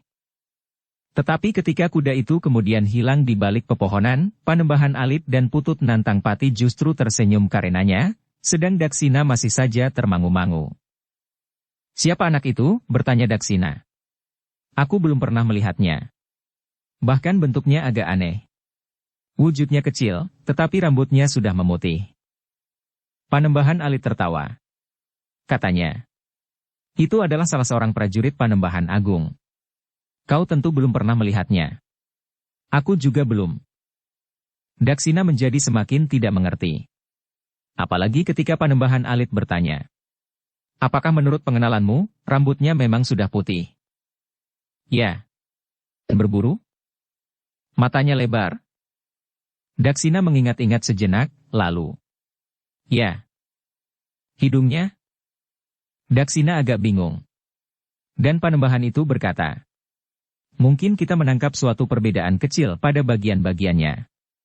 Tetapi tentu tidak pada keseluruhannya. Aku tidak mengerti." Itulah yang dimaksud dengan ilmu Panembahan Agung.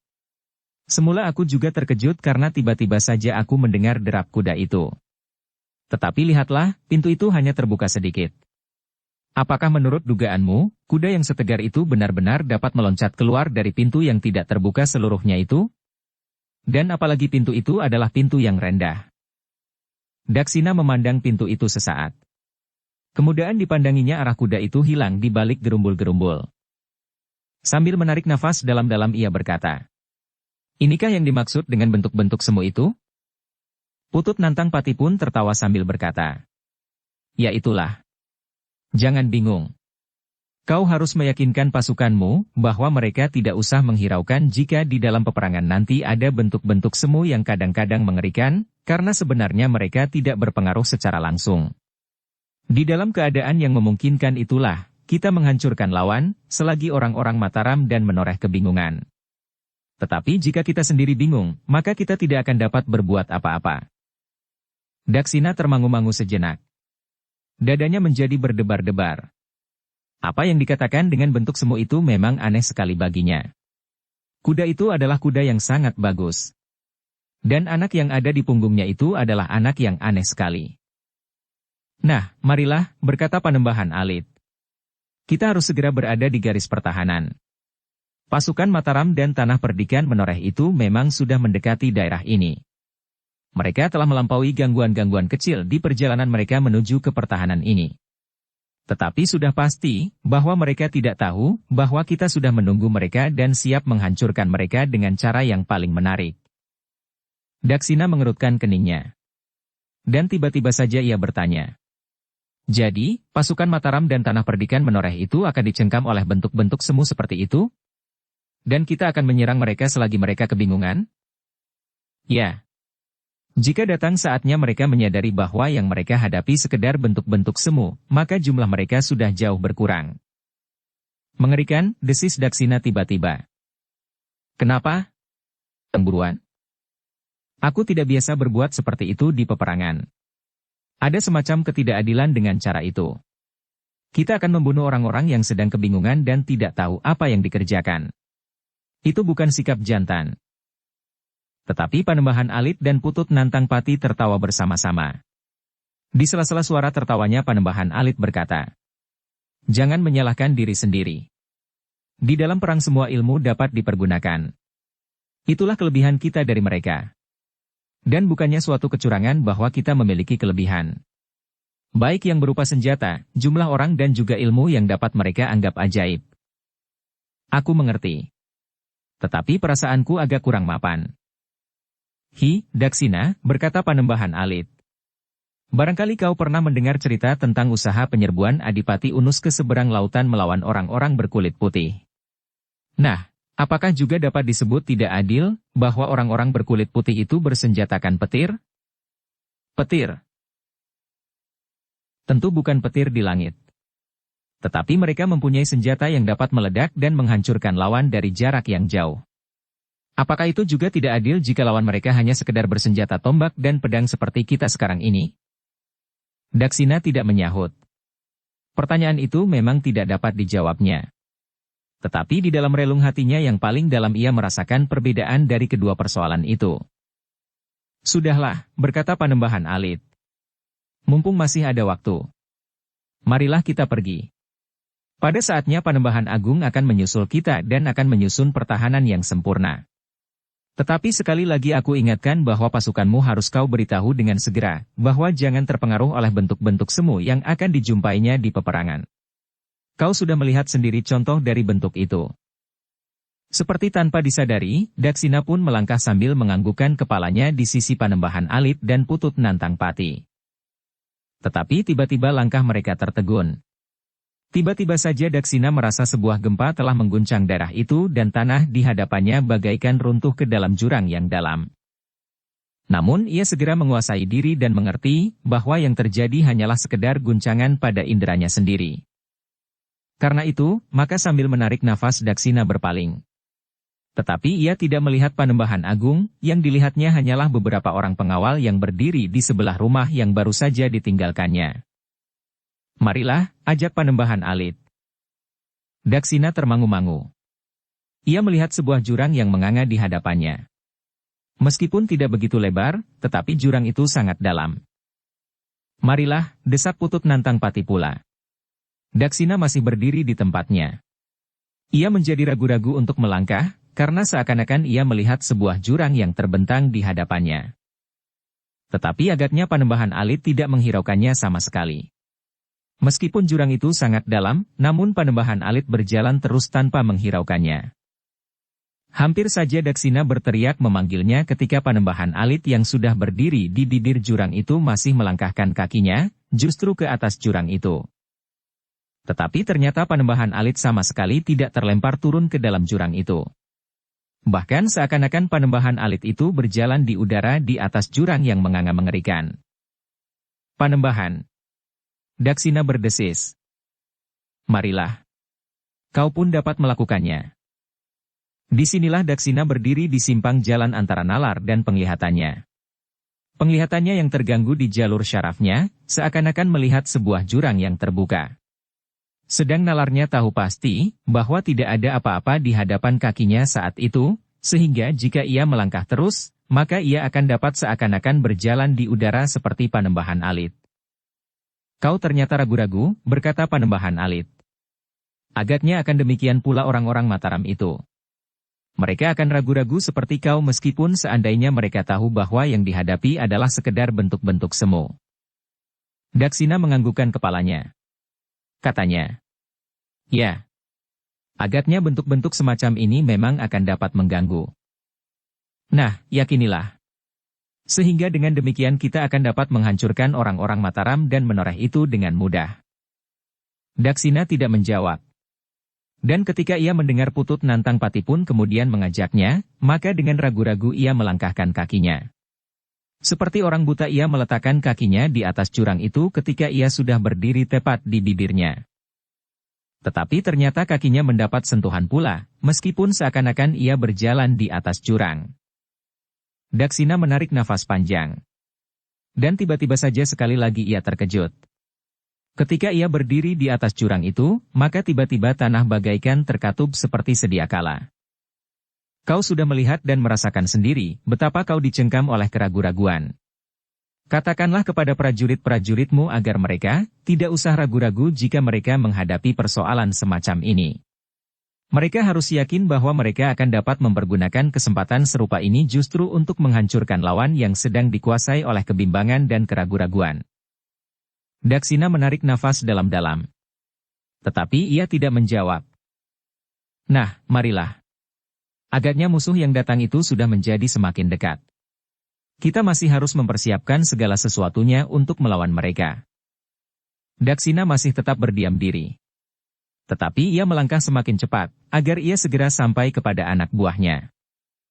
Seperti pesan Panembahan Alit, maka Daksina pun segera memberitahukan kepada para prajurit Pajang yang masih belum pernah mengalami peristiwa-peristiwa yang aneh itu. Namun agaknya 1-2 orang di antara mereka sudah pernah mendengar bahwa ada semacam ilmu yang dapat menciptakan bentuk-bentuk yang sebenarnya hanya semu. Ternyata bahwa kesempatan yang dapat dipergunakan hanya sedikit sekali. Namun demikian, Daksina berhasil menyebarkan pengertian itu kepada setiap telinga orang-orang yang ada di bawah perintahnya. Panembahan Alit yang mendapat kewajiban untuk memimpin seluruh pasukan itu pun segera mengatur pasukannya. Meskipun Panembahan Agung akan datang dengan ilmunya yang ajaib, tetapi ternyata Daksina harus mengakui bahwa Panembahan Alit pun mengerti tentang olah keprajuritan. Dengan teliti Panembahan Alit memberikan perintah kepada para senapati, termasuk Daksina dan Putut Nantangpati yang akan menjadi senapati pengapitnya. Jika orang-orang Mataram dan Menoreh berhasil menyingkirkan keraguan-raguan mereka tentang bentuk-bentuk semu yang diciptakan oleh Panembahan Agung, maka kalian harus bertempur dengan wajar. Namun demikian, kalian harus yakin bahwa kalian lebih menguasai medan dari mereka. Karena itu, sebagian di ujung kanan dan kiri, sebaiknya naik memanjat tebing di sebelah menyebelah. Mereka nanti akan menyerang pasukan Mataram dan Menoreh dari lambung. Apalagi apabila mereka sedang terpengaruh oleh bentuk-bentuk semu yang akan diciptakan pada saat pasukan itu memasuki medan yang sudah kita tandai ini. Para senapati bawahannya mengangguk-anggukan kepala termasuk kedua senapati pengapitnya, Daksina dan Putut Nantangpati. Sebentar lagi Panembahan Agung akan datang. Ia tahu pasti, kapan ia harus mendekati garis pertempuran, karena ia tahu pasti, sampai di mana pasukan Mataram dan Menoreh itu mendekat, berkata Panembahan Alit kemudian. Dalam pada itu, pasukan Mataram dan Menoreh benar-benar telah menjadi semakin dekat. Tetapi mereka sama sekali tidak menduga bahwa mereka menjadi semakin dekat dengan pertahanan lawan. Meskipun demikian pasukan Mataram dan Menoreh tidak kehilangan kewaspadaan. Mereka masih tetap mengikuti jejak yang sengaja dibiarkan saja oleh orang-orang yang sedang dicarinya. Namun justru jejak itu menuju ke pertahanan yang kuat yang telah disusun oleh Panembahan Alit yang kadang-kadang juga menyebut dirinya Panembahan tidak bernama. 3 orang pengawas yang mendahului pasukan Mataram dan Menoreh itu pun berusaha untuk mengenali daerah yang akan dilalui oleh pasukannya. Dengan teliti mereka mengamati setiap batang pohon dan gerumbul-gerumbul. Namun mereka pun menjadi curiga bahwa daerah yang semakin jauh dari padepokan yang mereka sangka adalah padepokan Panembahan Agung itu tidak justru menjadi semakin liar, tetapi pategalan dan sawah-sawah menjadi semakin teratur dan subur. Aku tidak mengerti, apakah daerah padepokan yang tersembunyi di antara pebukitan ini memang membujur sampai ujung lembah, desis salah seorang dari mereka. Kawannya mengangguk-anggukan kepalanya. Ia pun menjadi heran melihat daerah yang justru menjadi semakin teratur. Jalur-jalur jalan yang semakin jelas dan bersih, sehingga mereka menduga bahwa jalan itu adalah jalan yang masih selalu dipergunakan. Agaknya jalur jalan ini adalah salah satu jalur jalan keluar dari lembah terkurung ini. Bukankah kita pernah melihat jalan di lereng bukit di seberang puncak itu? Ya, dan itu wajar sekali. Mereka tentu mempunyai jalan untuk menghubungkan diri dengan daerah di luar daerah ini. Mereka tentu memerlukan kebutuhan-kebutuhan yang tidak mereka dapatkan di sini. Misalnya garam. Ya, tetapi sambil mengangguk-anggukan kepadanya ia berkata, aku menduga bahwa di hadapan kita masih ada padepokan yang lain, yang mungkin lebih besar dari yang baru saja kita temukan. Ya. Dan sebaiknya kita segera melaporkannya. Siapa tahu bahwa justru di hadapan kita itulah padepokan yang sebenarnya. Para pengawas itu termangu-mangu sejenak. Namun mereka merasa wajib untuk segera melaporkan kepada pimpinan mereka. Pergilah, berkata yang tertua kepada salah seorang dari mereka bertiga. Kami akan tetap di sini. Kami akan mengawasi keadaan. Salah seorang dari mereka pun segera merayap kembali ke induk pasukan untuk melaporkan apa yang dilihatnya. Memang menarik perhatian, berkata Kiai Gringsing. 2 padepokan yang terletak di lembah yang sama meskipun jaraknya agak jauh, desis Raden Sutawijaya. Mungkin sekali, sahut Ki Demang di Sangkal Putung. Seperti sebuah kademangan, kadang-kadang terdiri dari 5 bahkan sampai 10 padukuhan. Raden Sutawijaya mengangguk-anggukkan kepalanya. Tetapi yang kemudian menjadi teka-teki, yang manakah padepokan induk dari seluruh padepokan di lembah ini? Jika benar Panembahan Agung ada di padepokan ini atau Panembahan yang manapun juga, maka ia tentu akan berada di induk padepokan.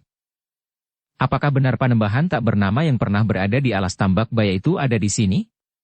Dan apakah masih ada Panembahan yang lain atau orang-orang sakti yang lain yang berada di lembah ini? Bertanya Agung Sedayu di dalam hatinya karena baginya padepokan ini benar-benar masih suatu teka-teki. Ternyata bahwa orang-orang yang lain pun menyimpan pertanyaan yang serupa. Swandaru, Ki Demang Sangkal Putung, Ki Argapati, Pandanwangi, Prastawa, dan yang lain lagi. Namun dengan demikian maka mereka merasa bahwa mereka harus lebih berhati-hati lagi menghadapi lawan yang kurang mereka kenal. Kita harus bergerak dalam gelar yang sesuai dengan keadaan lembah ini, berkata Sutawijaya. Ya. Kita akan maju dalam kesiagaan, desis Prastawa. Sebelum kita berada di mulut lembah yang menghadap ke daerah yang terbuka, kita masih mungkin diterkam oleh jebakan yang tidak kita ketahui.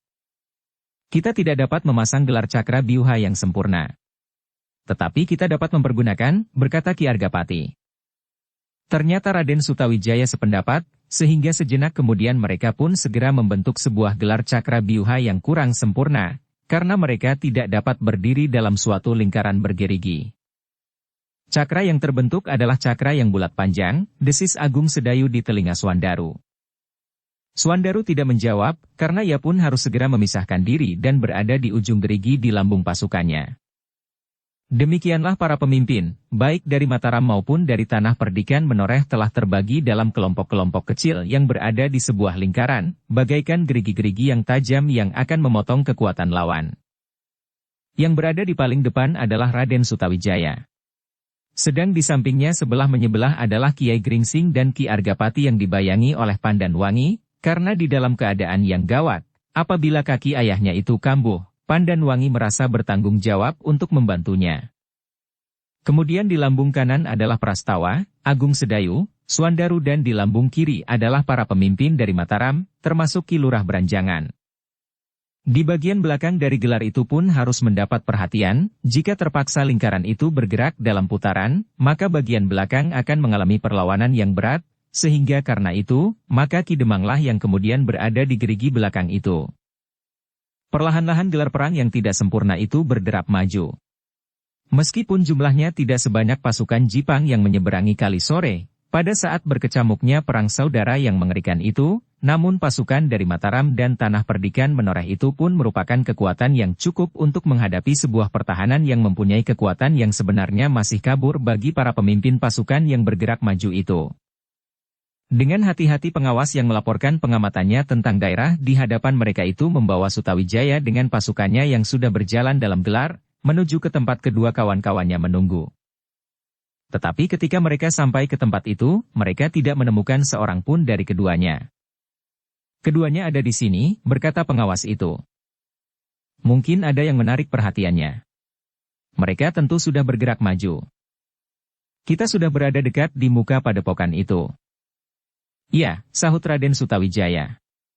Kita memang sudah berada dekat dengan padepokan yang satu lagi. Kita tidak tahu, apakah padepokan ini juga kosong seperti padepokan yang baru saja kita lewati. Jadi, apakah kita akan maju terus? Kita tunggu sejenak. Mungkin kedua pengawas itu dapat memberikan penjelasan. Demikianlah maka Sutawijaya pun memberikan isyarat yang diteruskan oleh para pemimpin dari kedua pasukan yang sedang bergerak itu, sehingga dengan demikian kedua pasukan itu berhenti sejenak. Tetapi karena kedua pengawas itu tidak juga datang kembali ke induk pasukan, maka mereka pun kemudian berangkat lagi. Meskipun demikian, Sutawijaya telah mengirimkan 2 orang dari Mataram dan 2 orang dari Menoreh untuk mendahului. Beberapa saat kemudian, maka keempat orang yang berada di depan pasukan itu terkejut. Ternyata mereka menemukan kawan-kawan mereka yang 2 orang terkapar pingsan di antara gerumbul-gerumbul perdu. Jangan sentuh, yang tertua di antara mereka berempat itu pun memperingatkan kawan-kawannya. Kita laporkan kepada Raden Sutawijaya. Bergeser di antara pepohonan. Sebentar lagi mereka akan datang. Sebenarnya lah maka pasukan itu pun segera sampai pula ke tempat itu. Seperti para pengawas yang berjalan mendahului, maka para pemimpin dari pasukan itu pun menjadi heran melihat kedua pengawas yang terdahulu itu. Kiai Gringsinglah yang kemudian mendekatinya. Dengan ketajaman inderanya ia mengetahui bahwa orang-orang itu sama sekali tidak tersentuh racun. Karena itu, maka ia pun segera merabanya dan mencoba mencari sebab, kenapa kedua orang itu menjadi pingsan. Tidak ada tanda-tanda bahwa orang itu terluka baik di luar maupun di dalam, berkata Kiai Gringsing. Beberapa orang yang mengerumuninya menjadi heran. Memang tidak ada bekas apapun pada tubuhnya yang dapat dijadikan pertanda, sebab-sebab kenapa ia pingsan. Sutawijaya yang berdiri termangu-mangu itu pun memandang berkeliling. Barangkali ia menemukan sesuatu yang mencurigakan. Tetapi ia tidak melihat apapun juga, apalagi melihat seseorang. Apakah orang-orang itu telah dicekik? Tiba-tiba saja Pandan Wangi bertanya. Kiai Gringsing menggelengkan kepalanya. Jawabnya. Tidak. Tidak ada bekas-bekas jari di lehernya. Dalam pada itu, Ki Argapati yang mengamati keadaan di sekelilingnya berkata.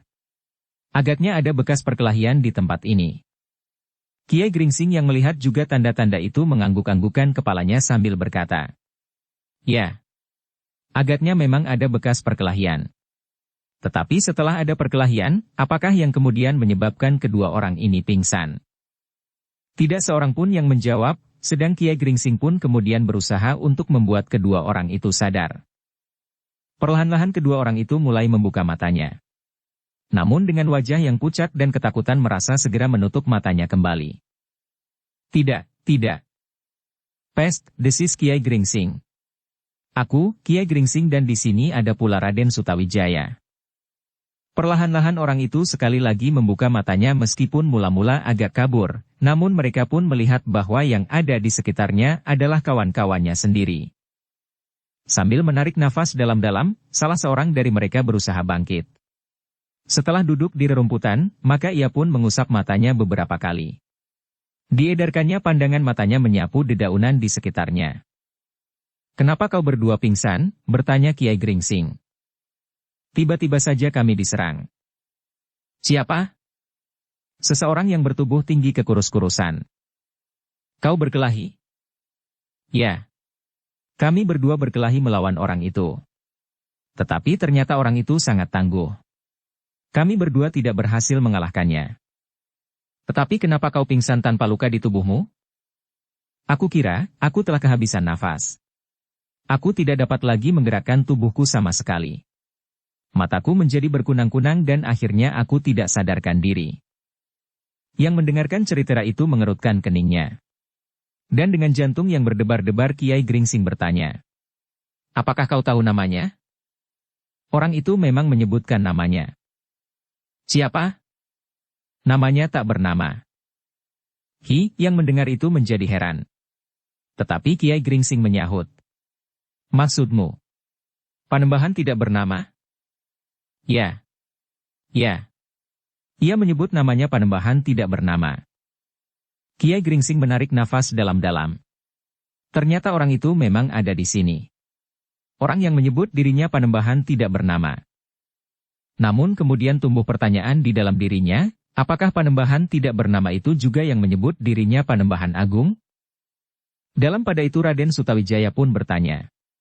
Kenapa orang itu tidak menangkapmu, atau berusaha membunuhmu? Aku tidak tahu, Raden. Tetapi ia memang berkata, bahwa ia tidak akan membunuhku. Yang ditunggunya adalah para pemimpin dari Mataram dan Menoreh. Bahkan orang itu menyebut-nyebut orang yang bersenjata cambuk. Kiai Gringsing menganggukkan kepalanya. Katanya, agaknya mereka sudah mengetahui bahwa kami ada di tempat ini. Tentu, sahut Sutawijaya. Agung Sedayu dan Swandaru bersenjata cambuk pula ketika kami berkelahi melawan pasukan Daksina di daerah terbuka di sebelah hutan itu. Kiai Gringsing tidak menyahut.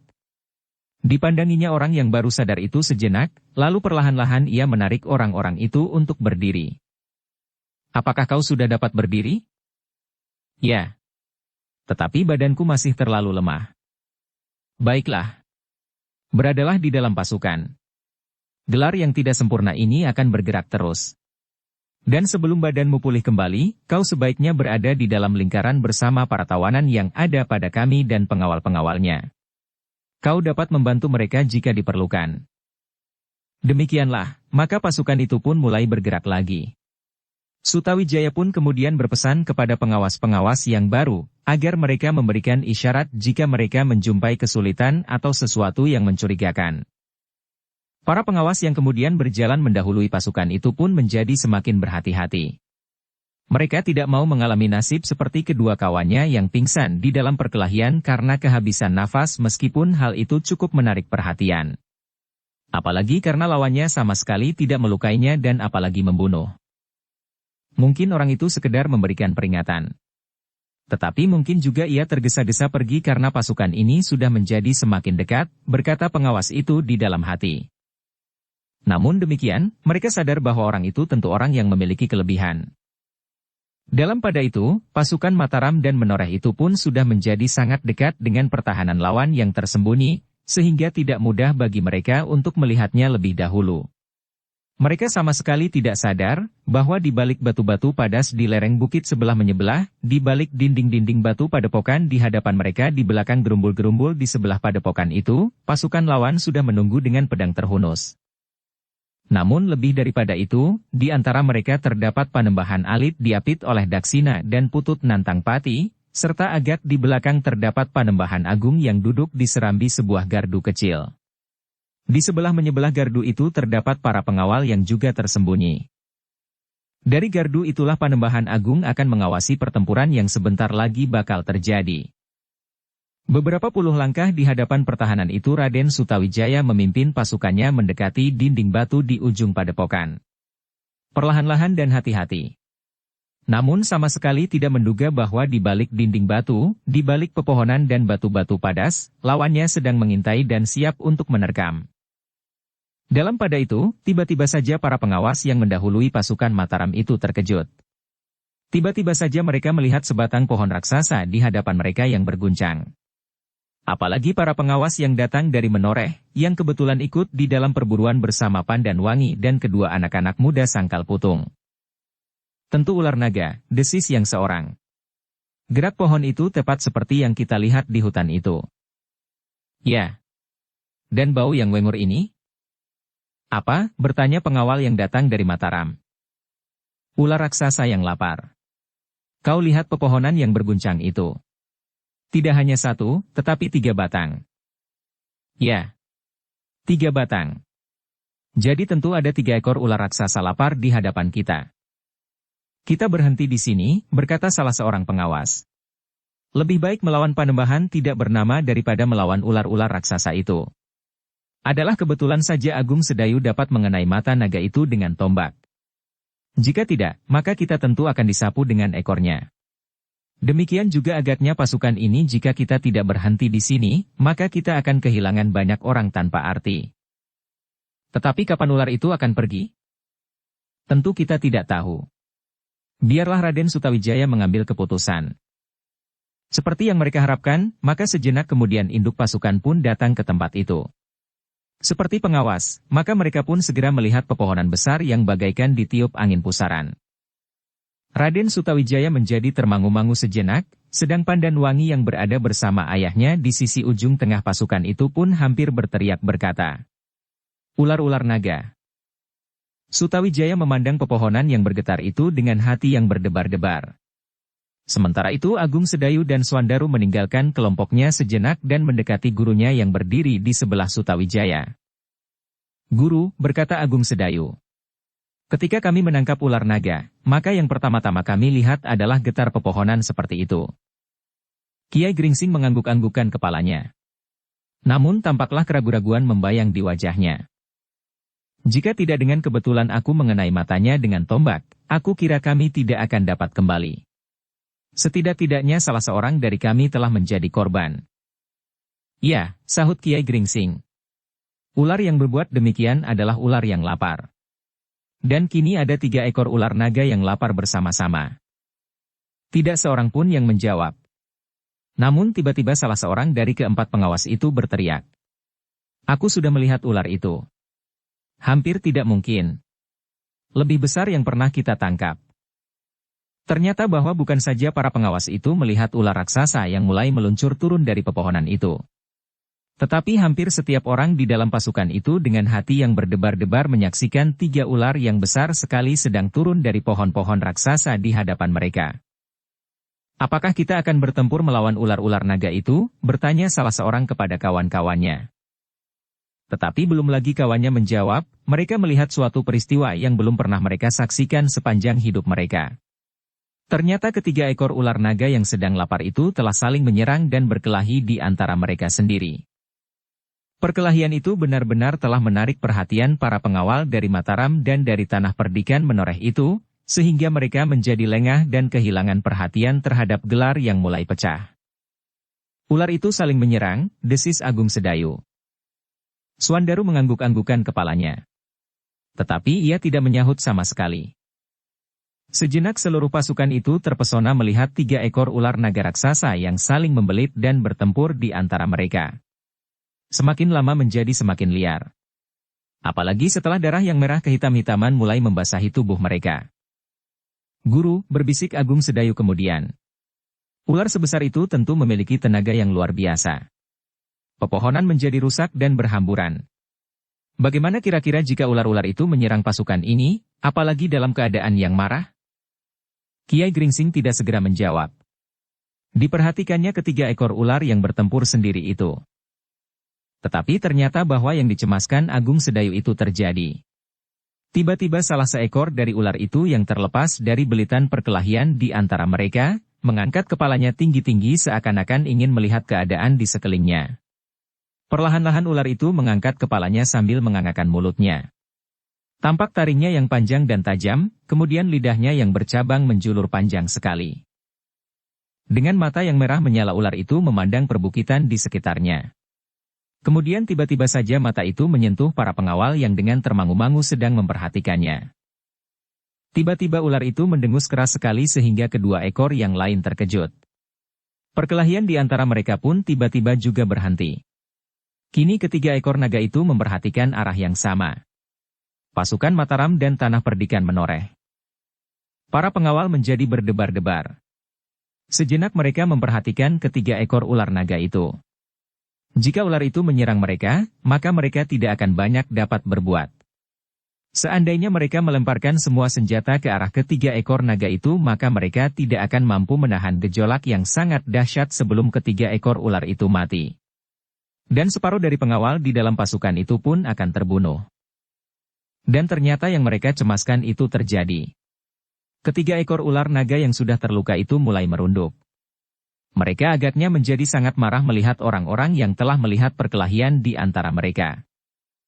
Sesaat kemudian hampir berbareng ketiga ekor naga itu meluncur maju. Perlahan-lahan tetapi pasti, bahwa mereka akan menyerang orang-orang yang mereka anggap telah mengganggu. Tanpa disadari, maka para pengawal dari Mataram dan tanah perdikan menoreh itu melangkah surut. 3 ekor ular naga yang besar bersama-sama telah menyerang mereka. Sesaat pasukan itu menjadi berdebar-debar. Apalagi mereka yang pernah melihat, bagaimana seekor ular naga yang marah menyerang lawannya, ketika mereka berburu bersama Pandan Wangi dan anak-anak Sangkal Putung itu. Prastawa menjadi gelisah. Bahkan dengan serta-merta berkata kepada pamannya. Paman, sebaiknya kita menghindari ular-ular naga itu. Mereka sangat buas dan barangkali tidak ada cara yang dapat kita pergunakan untuk melawan mereka bertiga.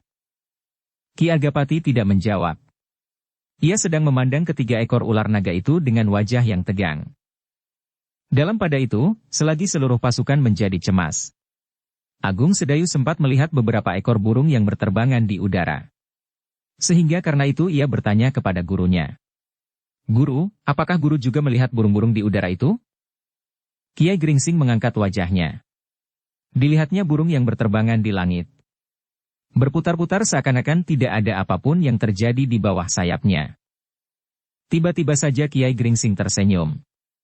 Katanya kepada Agung Sedayu. Kita sudah mulai mengalami. Dan berbareng dengan itu Raden Sutawijaya pun bertanya. Kiai, coba katakan, apakah yang kita lihat itu bukan sekedar bentuk semu? Aku tidak yakin bahwa kita menjumpai 3 ekor ular raksasa sekaligus. Tetapi mereka bertempur di antara mereka sendiri, desis Prastawa ragu-ragu. Dan keraguan-raguan telah melanda seluruh pasukan.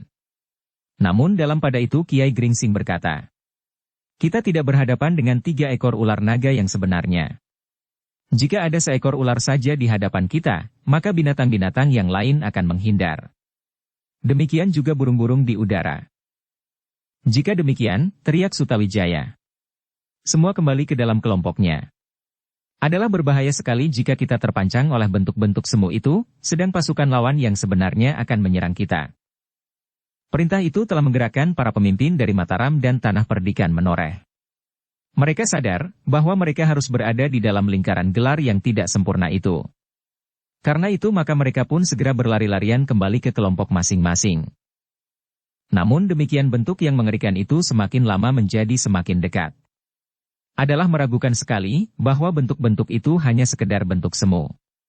Bahkan ada di antara para pengawal yang menjadi gemetar melihat taring yang panjang runcing dan lidah yang menjulur bercabang. Tetapi Kiai Gringsing sempat meyakinkan dirinya sendiri. Dengan ilmu yang ada padanya, ia telah menemukan kepastian bahwa yang dilihatnya bukannya 3 ekor ular naga raksasa. Kita maju terus, perintah Raden Sutawijaya kemudian. Namun Raden Sutawijaya sendiri masih juga dicengkam oleh kebimbangan, sehingga tombaknya selalu merunduk ke depan, siap untuk dipergunakan. Namun seandainya yang menjadi semakin dekat itu adalah benar-benar 3 ekor naga maka tombak itu tidak akan berarti apa-apa. Dalam pada itu, selagi pasukan Mataram dan Tanah Perdikan menoreh dicengkam oleh keraguan-raguan yang dahsyat, maka pasukan yang dipimpin oleh Putut Nantangpati dan Daksina sudah siap untuk menyerang mereka. Tetapi yang telah menggoncangkan hati adalah perintah Raden Sutawijaya, justru para pengawal itu harus kembali di tempat masing-masing di dalam gelar yang tidak sempurna itu. Mereka mengerti bahwa bentuk-bentuk itu bukannya bentuk yang sesungguhnya, berkata Putut Nantangpati. Mereka bukan orang dungu. Tetapi nampak bahwa pasukan itu menjadi ragu-ragu, jawab Daksina yang bersembunyi di balik dinding batu. Kita menunggu perintah Panembahan Alit. Dalam pada itu Panembahan Alit menjadi bimbang pula. Ternyata pasukan Mataram dan Tanah Perdikan menoreh tidak menjadi pecah dan berlarian saling tunjang sehingga dengan mudah mereka dapat menumpasnya.